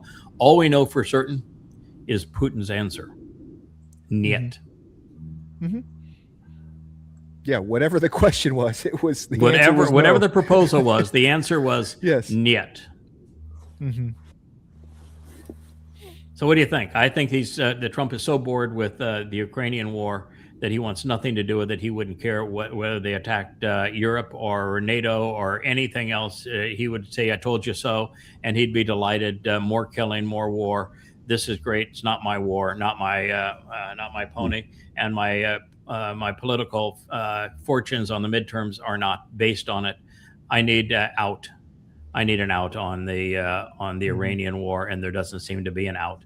So I'm going to see if I can convince my buddy Putin to play my secondary sanctions game against Iran and get that Strait of Hormuz open, and that's the only option that makes any sense. I think the Wall Street Journal is just flat out wrong, and I think the Wall Street Journal didn't get it wrong because they were speculating. They got it wrong because they were played. Mm-hmm. The difference between those two. That means that they were fed. The CIA plays this game such that the CIA was told to be a witness, to be a person in the room that could be used anonymously to say this was the purpose, a source to claim this was the purpose under anonymity, strictly to mislead the Washington Post, because it's embarrassing for Trump to go there and beg Russia to capitulate on the plan that has continued to fail in Iran. So to say that I went there on a peace mission makes Trump look like, oh, I'm a peacemaker. Yeah, man, another Nobel Prize. So that's why they planted that story, when in fact the real story is begging for a way out on Iran, and that's embarrassing for Trump. So they planted the other story, and that's the story that the Wall Street Journal ran with. Well, we'll get to another one down lower, but the U.S. closed its embassy, removed the flag from its embassy in Ukraine, did it not? I mean, I don't know if it was speaks from the volumes. Ukraine or from, I think it was the Moscow embassy. Okay. I think that's where So, they I mean- removed their flag.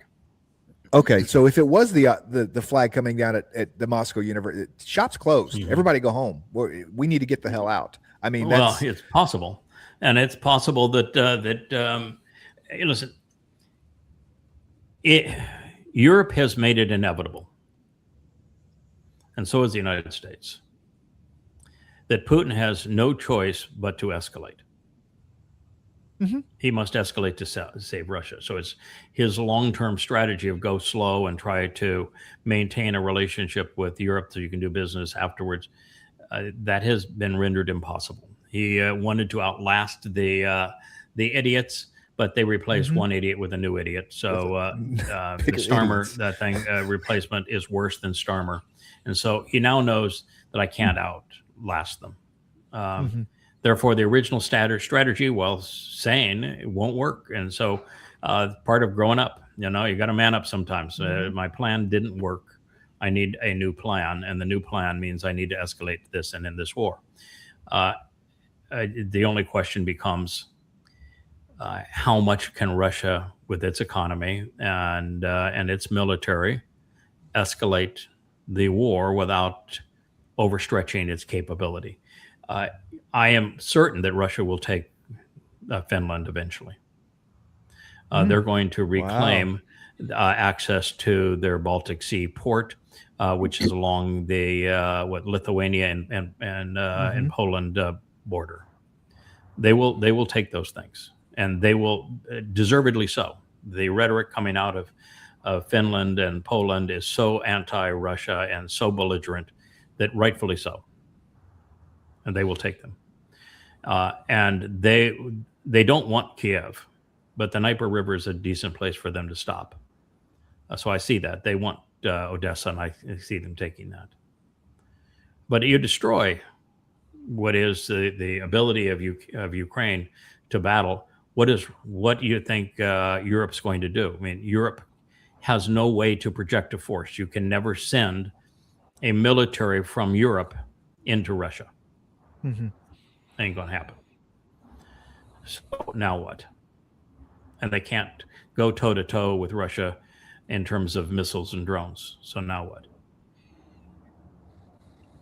Well, that's Putin's point, is he just needs to help them to realize that they can't go toe to toe. And so it's going to take, I mean, everybody's got a plan till they got punched in the face, right? That famous Mike Tyson quote, right? And that's what's going to happen, that we're going to knock over some pieces in France and Brussels and the UK, the important places, the places that you guys think are where it hits home now, you know, and then we're going to back off and see what you do and be like, are we done here? I think that he could attack the Storm Shadow manufacturing facilities in the UK. He could sink one of the two UK aircraft carriers. There's things he could do that would be proper escalation for or proper response for what the UK has done. I just don't think that it's Putin's style. I think Putin's plays his cards close to his chest, and he does not overextend. And he's a very patient man, and therefore he can teach Europe the lesson he needs to teach Europe by strangling Ukraine. If they don't have a Ukraine and they have no men in Ukraine now to wield the European weapons. If there's no way to wield European weapons, there's no way to be resupplied on missiles and drones, then he has taught Europe the lesson that he needed to teach them. I think that's his preference at this point. Well, But he's not sure, gonna it's do his it from preference rage. that they would learn. It's his preference that they would learn the lesson, but sometimes people don't until their nose is bloody. Yeah, but you there's know? I not mean, going to they be just- a large mobilization of Russian troops for a winter offensive. That does not make no, any absolutely sense. not. And that is what is being reported by a lot of people, that the Russians were involved in a major mobilization, which wouldn't make any sense either, because they've gone from having a military of 300,000 to 400,000 people to a military size in the 2 million size, so they don't need a mobilization, and you would never mobilize for a winter campaign. You know, Napoleon is the pretty much screwed the pooch on that one. You don't, and so did Adolf Hitler. You don't that part of the world. You do not do winter campaigns. Yes. Yeah.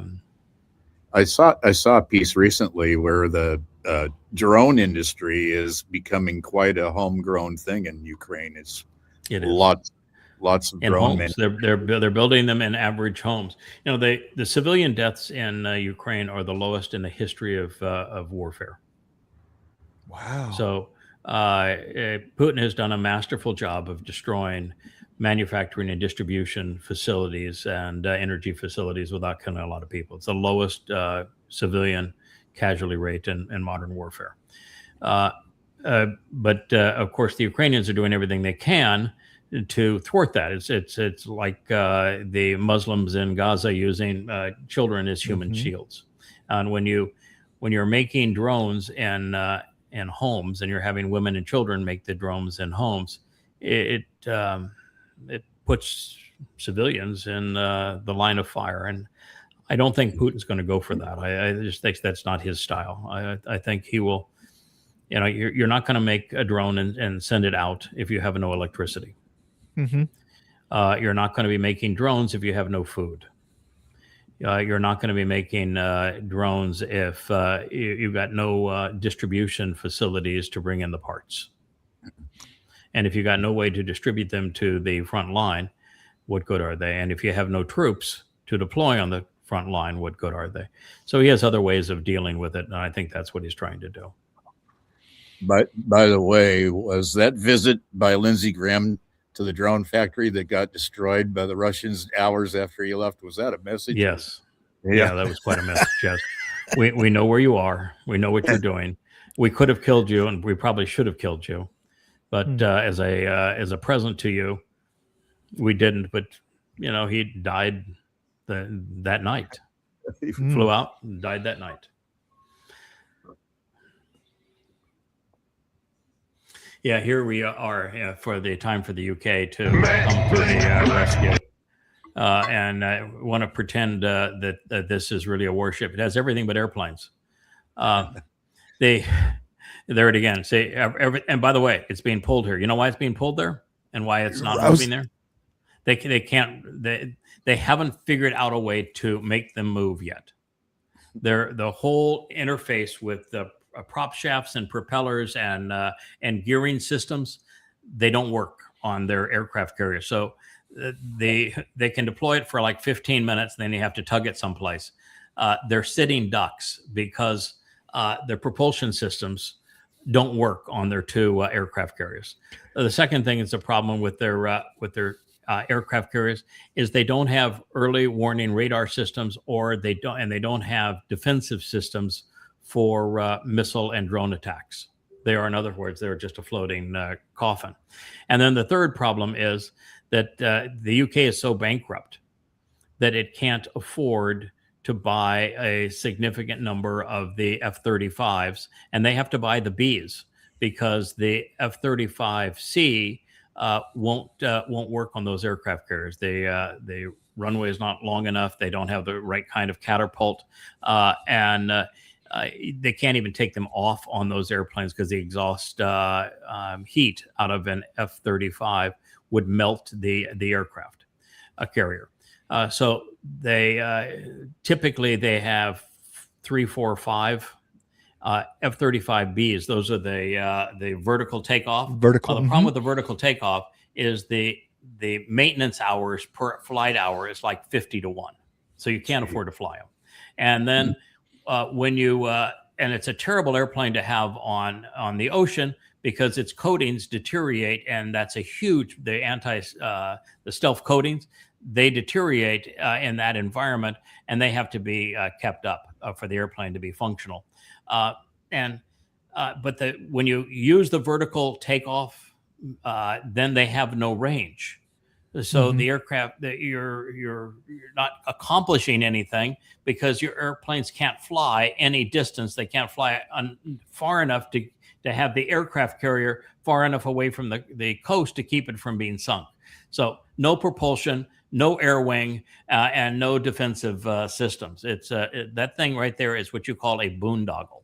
And of course, the war radar is, oh boy, this is going to really scare the Ruskies. Here we are with our aircraft carrier. Oh, there's one other problem. They don't have support ships. I was just going to say that this battle group was the aircraft carrier and 6 tugboats, right? That's the battle group that they're going. They don't. They don't have escort ships, so they don't have a battle group, which means that aircraft carrier is completely vulnerable. Russians have the best submarine fleet in the world. Just gone. I mean, they do not have the support ships. Each of these two is accompanied by 2 rust buckets from, that are like 75 years old. I mean, they're World War II vintage rust buckets. The UK has got nothing militarily now. They are an absolute joke. And so why they are pounding their chest as we're going to go after some Ruskies is only because the politics in the UK is so desperate. They have to have a wartime footing to keep the people bamboozled enough to support the existing government. That's a lot of what's happening in Israel, is that Netanyahu has to keep up the war footing. Otherwise, he has no coalition. You would think that the British would have learned from the Americans, where we build the biggest, most complex, most expensive military hardware, and we're getting our ass handed to us in asymmetric warfare with cheap missiles and cheap rockets. That is correct. Yeah, it's the wrong equipment. And of course, in America, we've gone from having back in the time you were listening to me on Shattering Myths, we had 13 battle groups. You know how many aircraft carriers we have that are operational right now? About 6. 2. Jeez. And both are in the Arabian Sea. We have 2 operational aircraft carriers right now. Everyone else is either in dock or in dry dock, or on the way to dry dock or being decommissioned. We have 2 operational Decommissioned. aircraft carriers. Quite the investment, huh? Yeah. Oh, yeah. We're great. And the most the only one that can actually send off F-35Cs is the Gerald Ford with its electronic catapult system, and they can't run the laundry and they can't flush the toilets.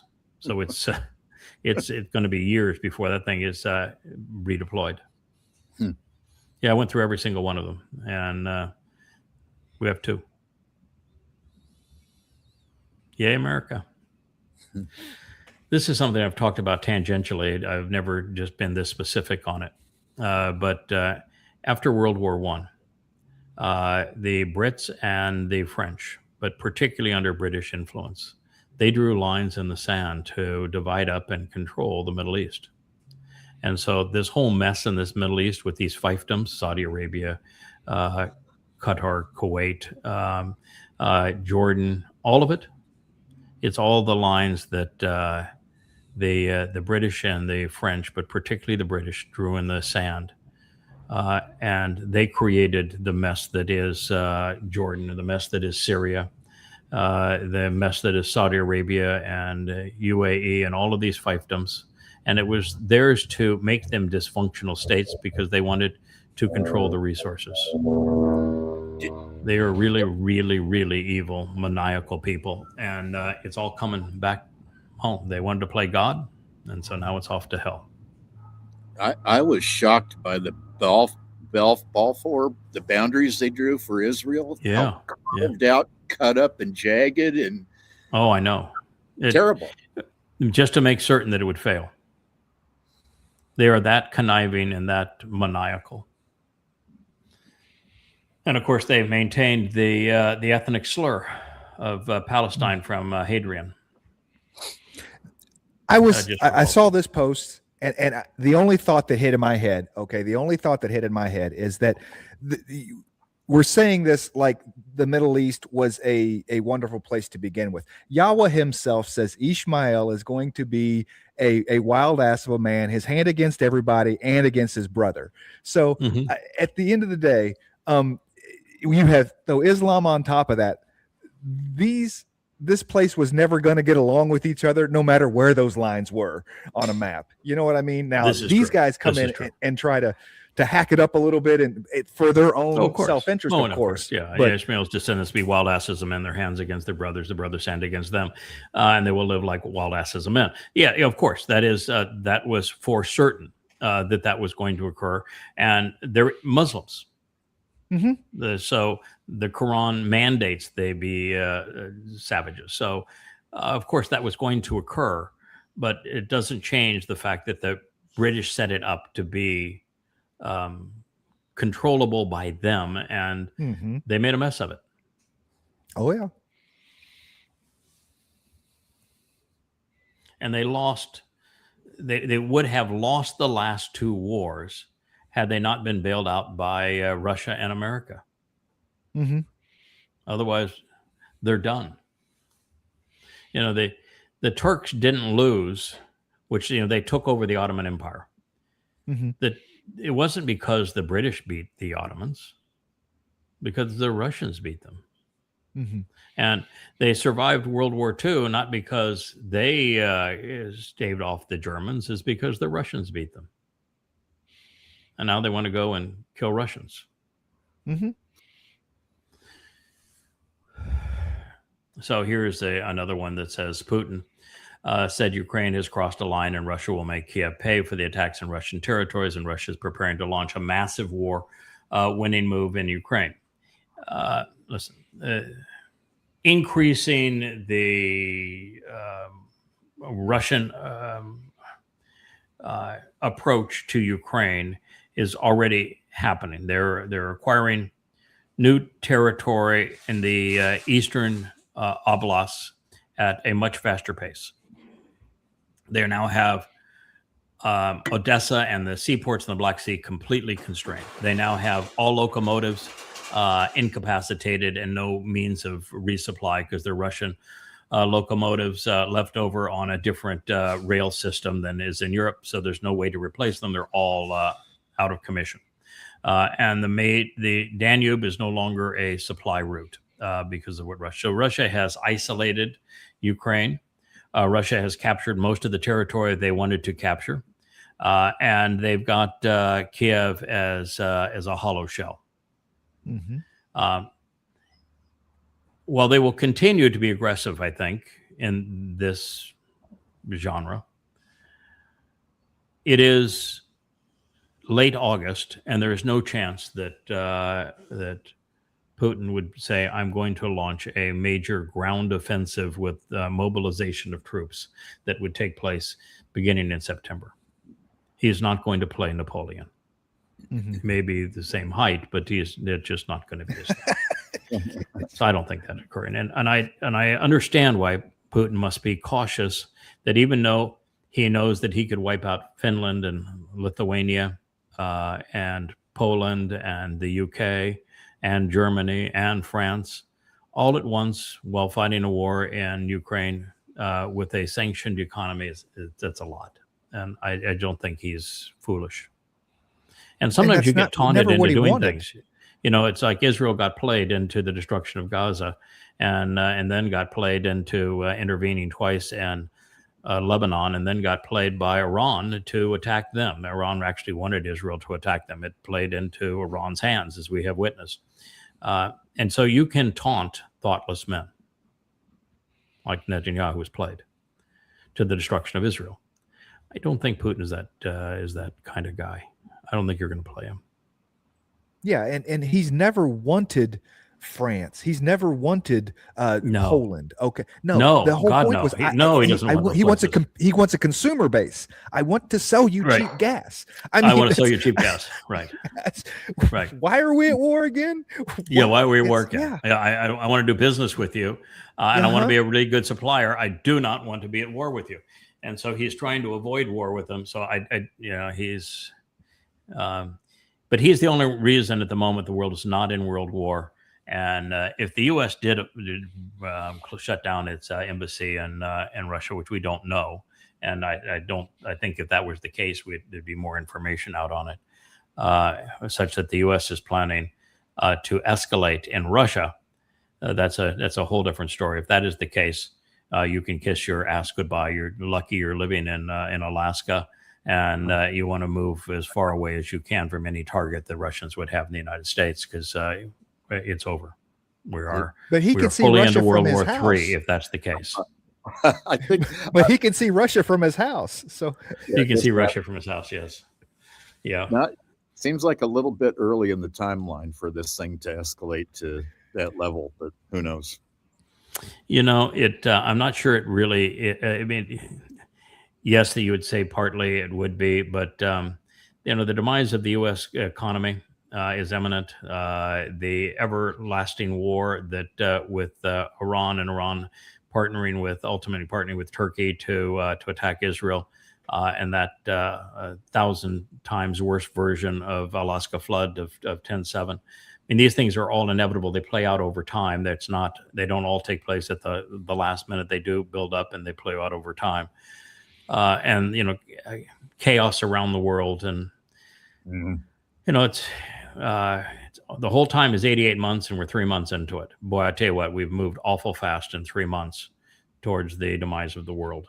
I would have also thought they would have been a little slower on World War III, but boy, when you're threatening your neighbor, and the only sane response to what Trump is doing with Canada is that he wants it to break up, and because Canada can't survive, by the way, I appreciate Canada's bravado, but Canada does $430 billion worth of trade with the United States, and the next largest trade partner is right around 40 billion.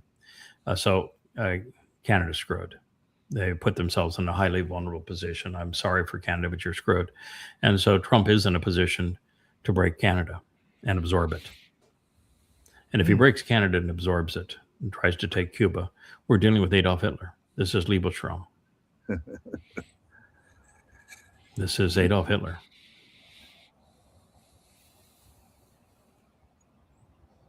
Got to play it. I don't care. We got to play it. It's just too Okay. good. It's from the We won't Bee, play the whole and thing, it's but we'll just play too- it. We'll get it going. Okay. All Oh, right. you want to play the whole thing? Hi, Yes. I'm AI. Yes, I look just like you, and in many ways I am like you, but I'm really just a digital construction, one made in a data center. Wow, it sure is futuristic looking inside a data center. Still, some people are worried about them, and that's why the Babylon Bee has asked AI, that's me, to give you the unbiased facts since we don't get emotional about things the way people do. First, let's talk about the pros of more data centers. More data centers means faster internet, jobs, cures for cancer, wealth, rainbows, kittens. But what do we get with fewer data centers? Well, you get poverty, famine, war, and whatever the opposite of kittens is. Don't watch Matt. Hitler, I guess.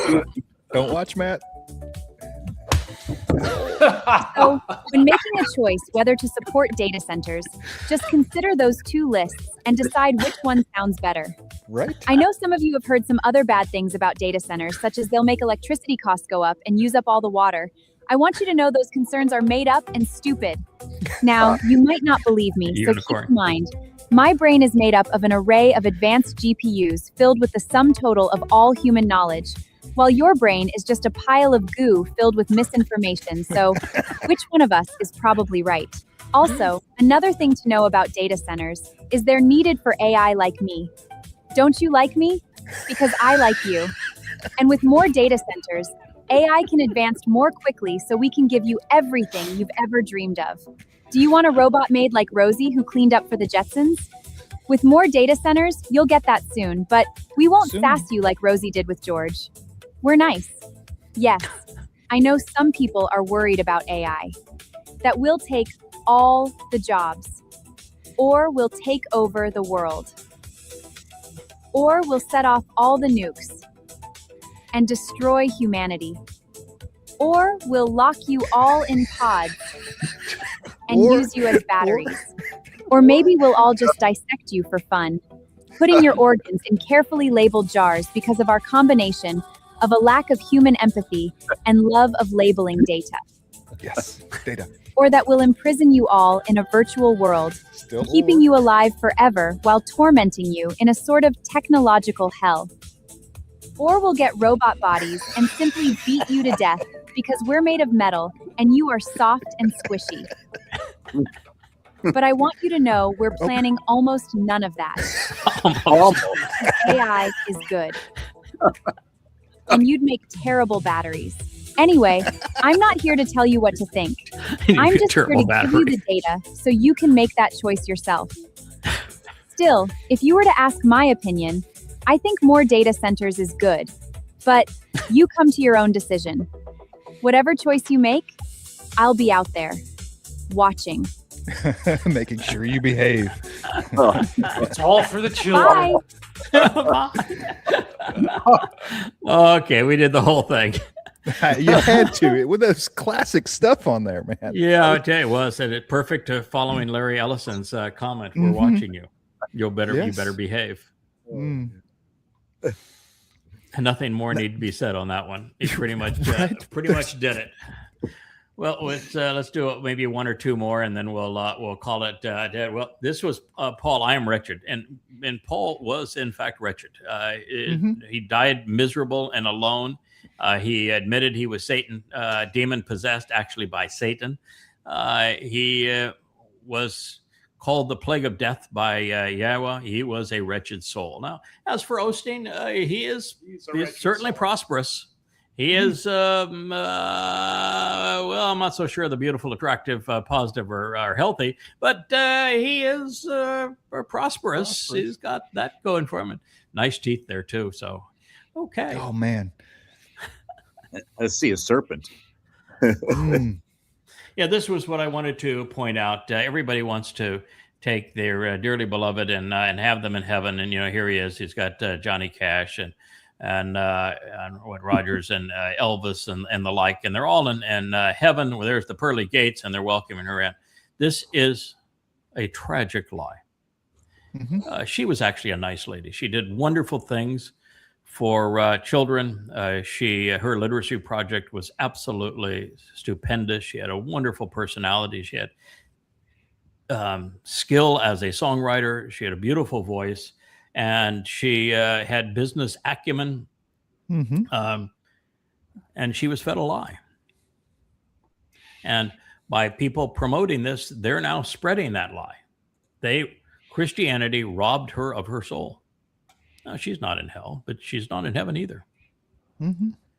And the religion robbed her of her soul. And it's actually nice. It's exceedingly compassionate for me to tell you that the religion is untrue and that anyone who believes it will be robbed of their soul. Anyone who promotes it will be, their soul is going to live forever, and there'll be gates, but they won't look like that. Mm. Eternal separation. Eternal separation. It's the lie that keeps on taking. Oh, Well, it's a just beautiful morning now there, JK, and Look at that sky. yeah, man. Oh God, what a beautiful place! I love the grassy meadow there, and then the trees that are so green, and the mountain behind it with that sky. that That grassy may be meadow- heaven. You That you may already have found heaven. That grassy meadow needs mowing 3 times a week this time of year. It grows like mad. Wow. Wow. So you got the tool to do it? You got to be a bush hog or a mower? Oh no, I just I have a nice self-propelled mower. It only takes me about 35 minutes or so to do the whole yard. It's not bad. Okay. Yeah. Wow. We need a robot. Get one of those Optimus. It'll mow that lawn for you. I was seriously looking at that. Yeah, you get yourself an Optimus, you'll be all set up, and the AI won't do any harm to you. Won't dissect your parts, won't label you, won't put you in an eternal hell. Almost none of that is Well, true. almost none of that is true. I just have electrodes. I can be a battery. Yeah, there you go. Electrodes. We say no. They said we'd make a lousy battery. Actually, we'd make pretty good batteries because we have a lot of sodium in us, and that's the new trick for batteries is the new sodium battery. Rich has been on that, by the way, for a long time, talking about that next battery is not going to be lithium ion, and it will be sodium. And so Toyota announced last week that it has a battery that is a 2,000 mile range, that its energy density is 3 or 4 times better than the lithium ion. So in other words, a lot less weight, a lot less bulk, and a lot more power. Recharges in 3 to 5 minutes from 0 to 100%. And with a 2,000 mile range, and it's unaffected by cold. The number of recycles is like 3 times the longevity of the lithium ion, and there's no rare earths in this thing. And so Toyota, the guys that said, we'll stay with our hybrids and we'll do our thing. We're just not going to be pursuing this lithium ion because it doesn't make any sense. And they stayed out of the EV market for the most part. And now they came in and said, oh, by the way, we are now manufacturing and shipping because we solved all of the issues associated with that sodium battery. And it renders the companies like Tesla that have huge gigafactories making lithium ion batteries. It will soon render them not just useless, because the nature of things in business, if you have a huge investment in something that's not productive, it's death for your business. And lithium ion is going to soon be death. So I guess 2,000 mile range. Well, Elon and Larry can geofence those guys, so don't worry about using 2,000 miles. I didn't hear that, but what Elon and Larry could geofence. the them geofence with 2,000.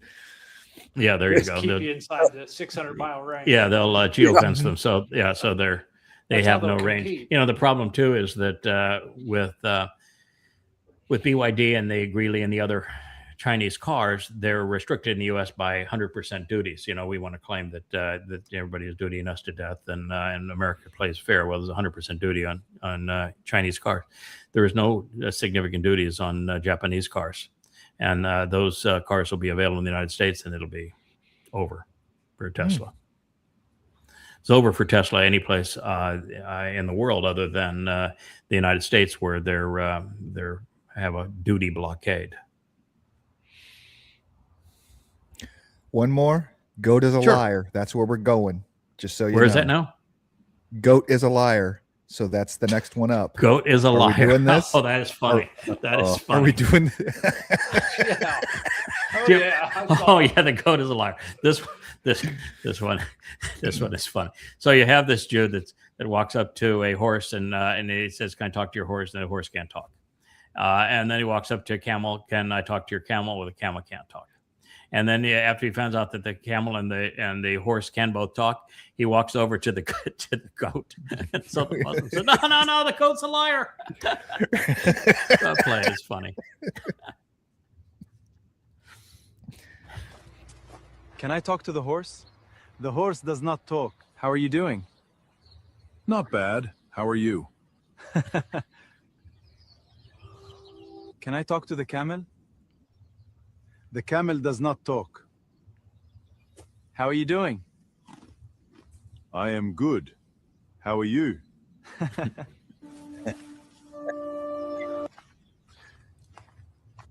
The goat is a liar!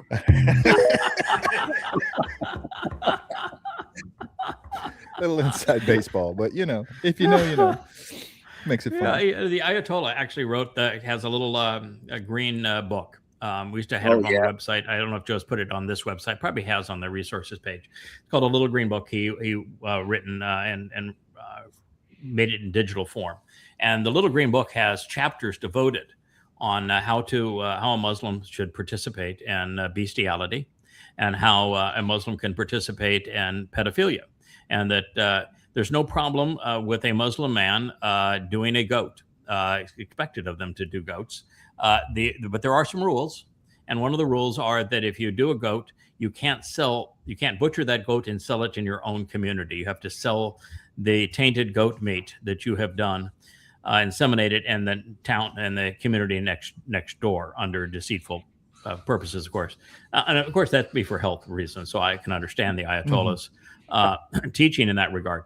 And then there's also issues with pedophilia. You can do a child as young as 3 years old, no problem, and for a Muslim man to engage in pedophilia with a child. But you are to ask the child for consent. And so he says, now, if the child is too young to give you consent, then all you have to do is make certain the child has not told you that it doesn't want to do this with you. But has, words to live by in Shiite Islam. Thank you, Jimmy Carter, for replacing the Shah with the Ayatollah. I have read that entire book, the Green Book. Mm-hmm. If Americans saw everything in that book, I mean, it'd be over. Wouldn't we kick the Muslims out of the country entirely? Yeah, it'd be over. It's so repulsive. And that's the Shiite version of Islam. And there really is no significant difference between Shia and Sunni Islam.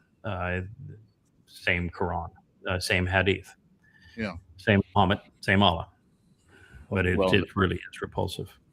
Well, and the first half of that book is the whole plan on taking over by infiltrating slowly into these different societies, and then, ultimately, Sharia law.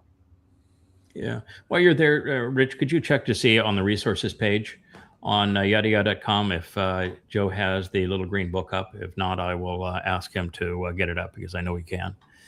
This one here, we'll let you go back inside, JK. It's delightful doing this with you. I hope you didn't mind getting up so early. I know the coffee was a big help. I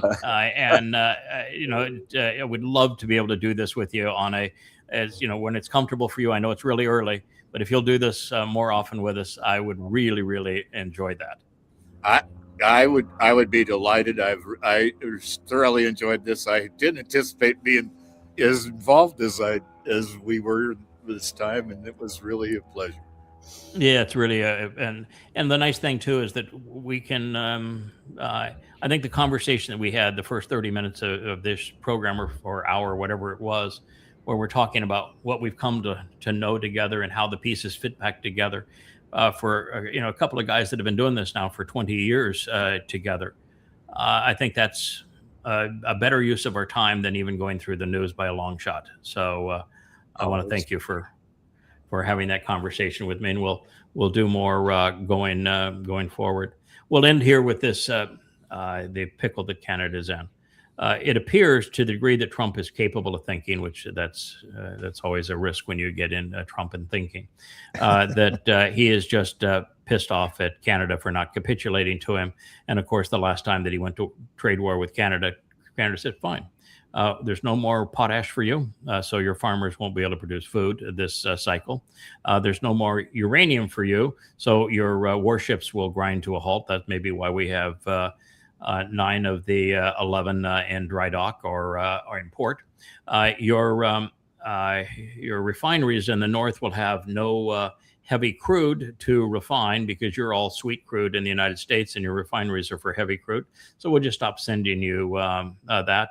And the American car manufacturers that we partner with, we make a lot of the parts up here that fit into those cars. And so their assembly lines are grind down to a stop.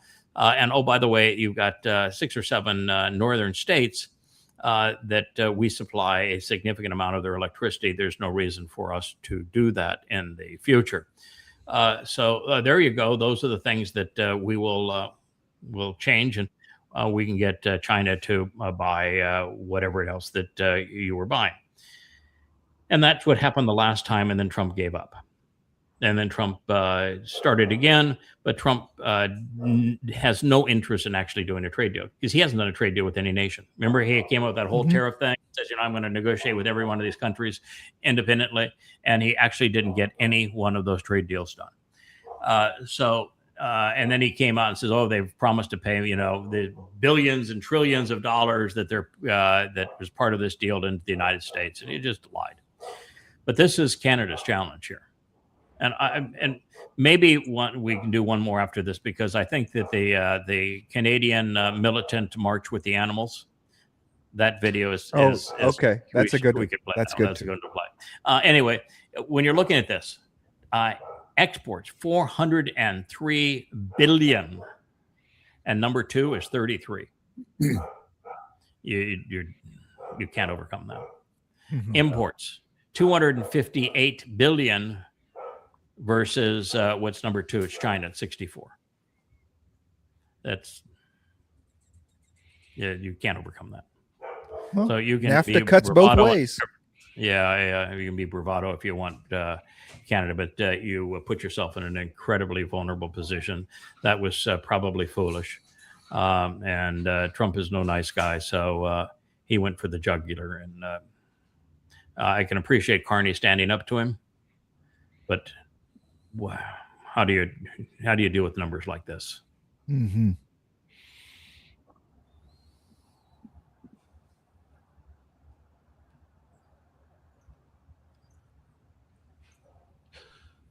Well, I had a lot going on there, didn't I? Oh man, there we are. It was a busy morning of posting. We could have done another. That's what I told JK this morning. I said, I don't know.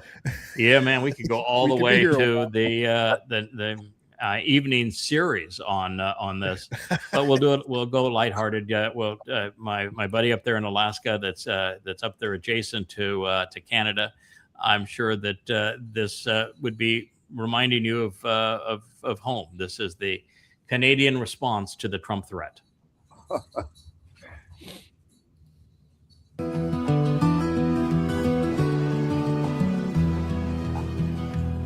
Our neighbor declared a trade war over lumber and steel and a whole lot more. Tariffs came signed by an orange hand, trying to take whatever they can. They thought we'd fall without a fight. Just carry on and stay polite. Instead, we rally side by side. The Canadian resistance comes alive. Oh, we're gonna trade war, marching on while the bagpipes roar. Oh, we're gonna trade war. Beavers and moose won't take it anymore. Bring your tariffs, bring your fight. We'll answer back with all our might.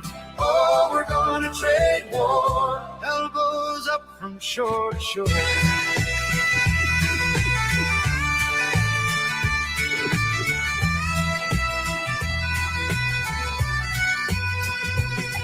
Geese soar high and scatter leaflets down. Buy Canadian spreads from town to town. Mighty beavers build a dam up strong and steep. Turning the border crossing to a lake 10 meters deep. Our moose send traffic off the road. Grizzly bears go inspect each truck that's slowed. Wolverines rip the cargo free, and porcupines pop tires relentlessly. Oh, we're gonna trade war, marching on while the backpacks roar. Oh, we're gonna trade war. Beavers and moose won't take it anymore. Bring your tariffs, bring your fight. We'll answer back with all our might. Oh, we're gonna trade war, elbows up from shore to shore. Elbows up from shore to shore. Oh, how about that, eh? Hey, how about that? That was your Canadian neighbor. They are ready to go. Maple syrup. They're going to send those trucks out of town. Lobsters snip their fishing nets apart. Every fish gets a brand new Lobsters are going to free the fishing nets. Smugglers through the pines. They never make it past the border signs. And when the smoke has drifted by, the Canadian flag still flies. Oh, we're going to trade war, marching on while the bagpipes roar. Oh, we're gonna trade war. We won't take it anymore. Bring your tariffs, bring your fight. We'll answer back with all our might. Oh, we're gonna trade war. Then we'll carry on once more.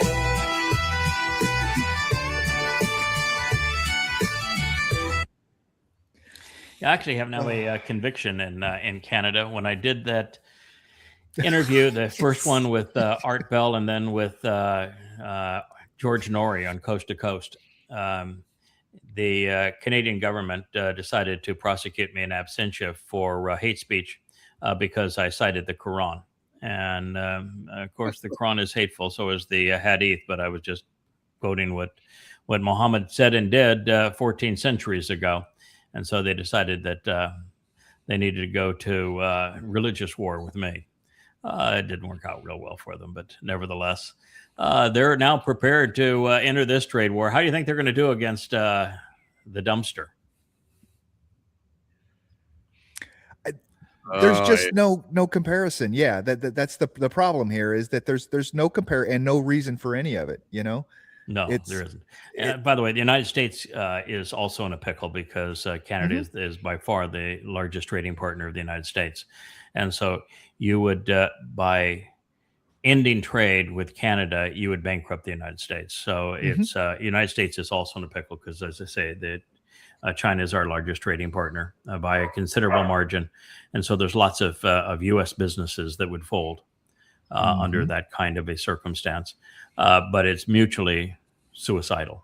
Yeah, is what this whole thing's about. But the lesson here is you don't put all your eggs in one basket, and that's what Canada, unfortunately, has done.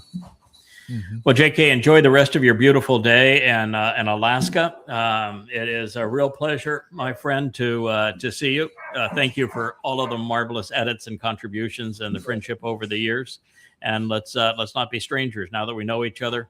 Let's do another one really soon. So thank you for agreeing to do this.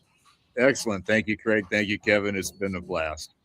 That little green book is on the resource. Oh, the little green book is on the site. So we have it. And the proper introduction for the Bashar series has been set up. It's ready to go. We won't be continuing to present the old one. I found out from that at the beginning. So when we do that this afternoon, hopefully from the Ocean Studio, we'll be ready to go with the new introduction. Thank you all. Hey for tuning in. That was Fetch. Gotta run now. Catch y'all on our next podcast.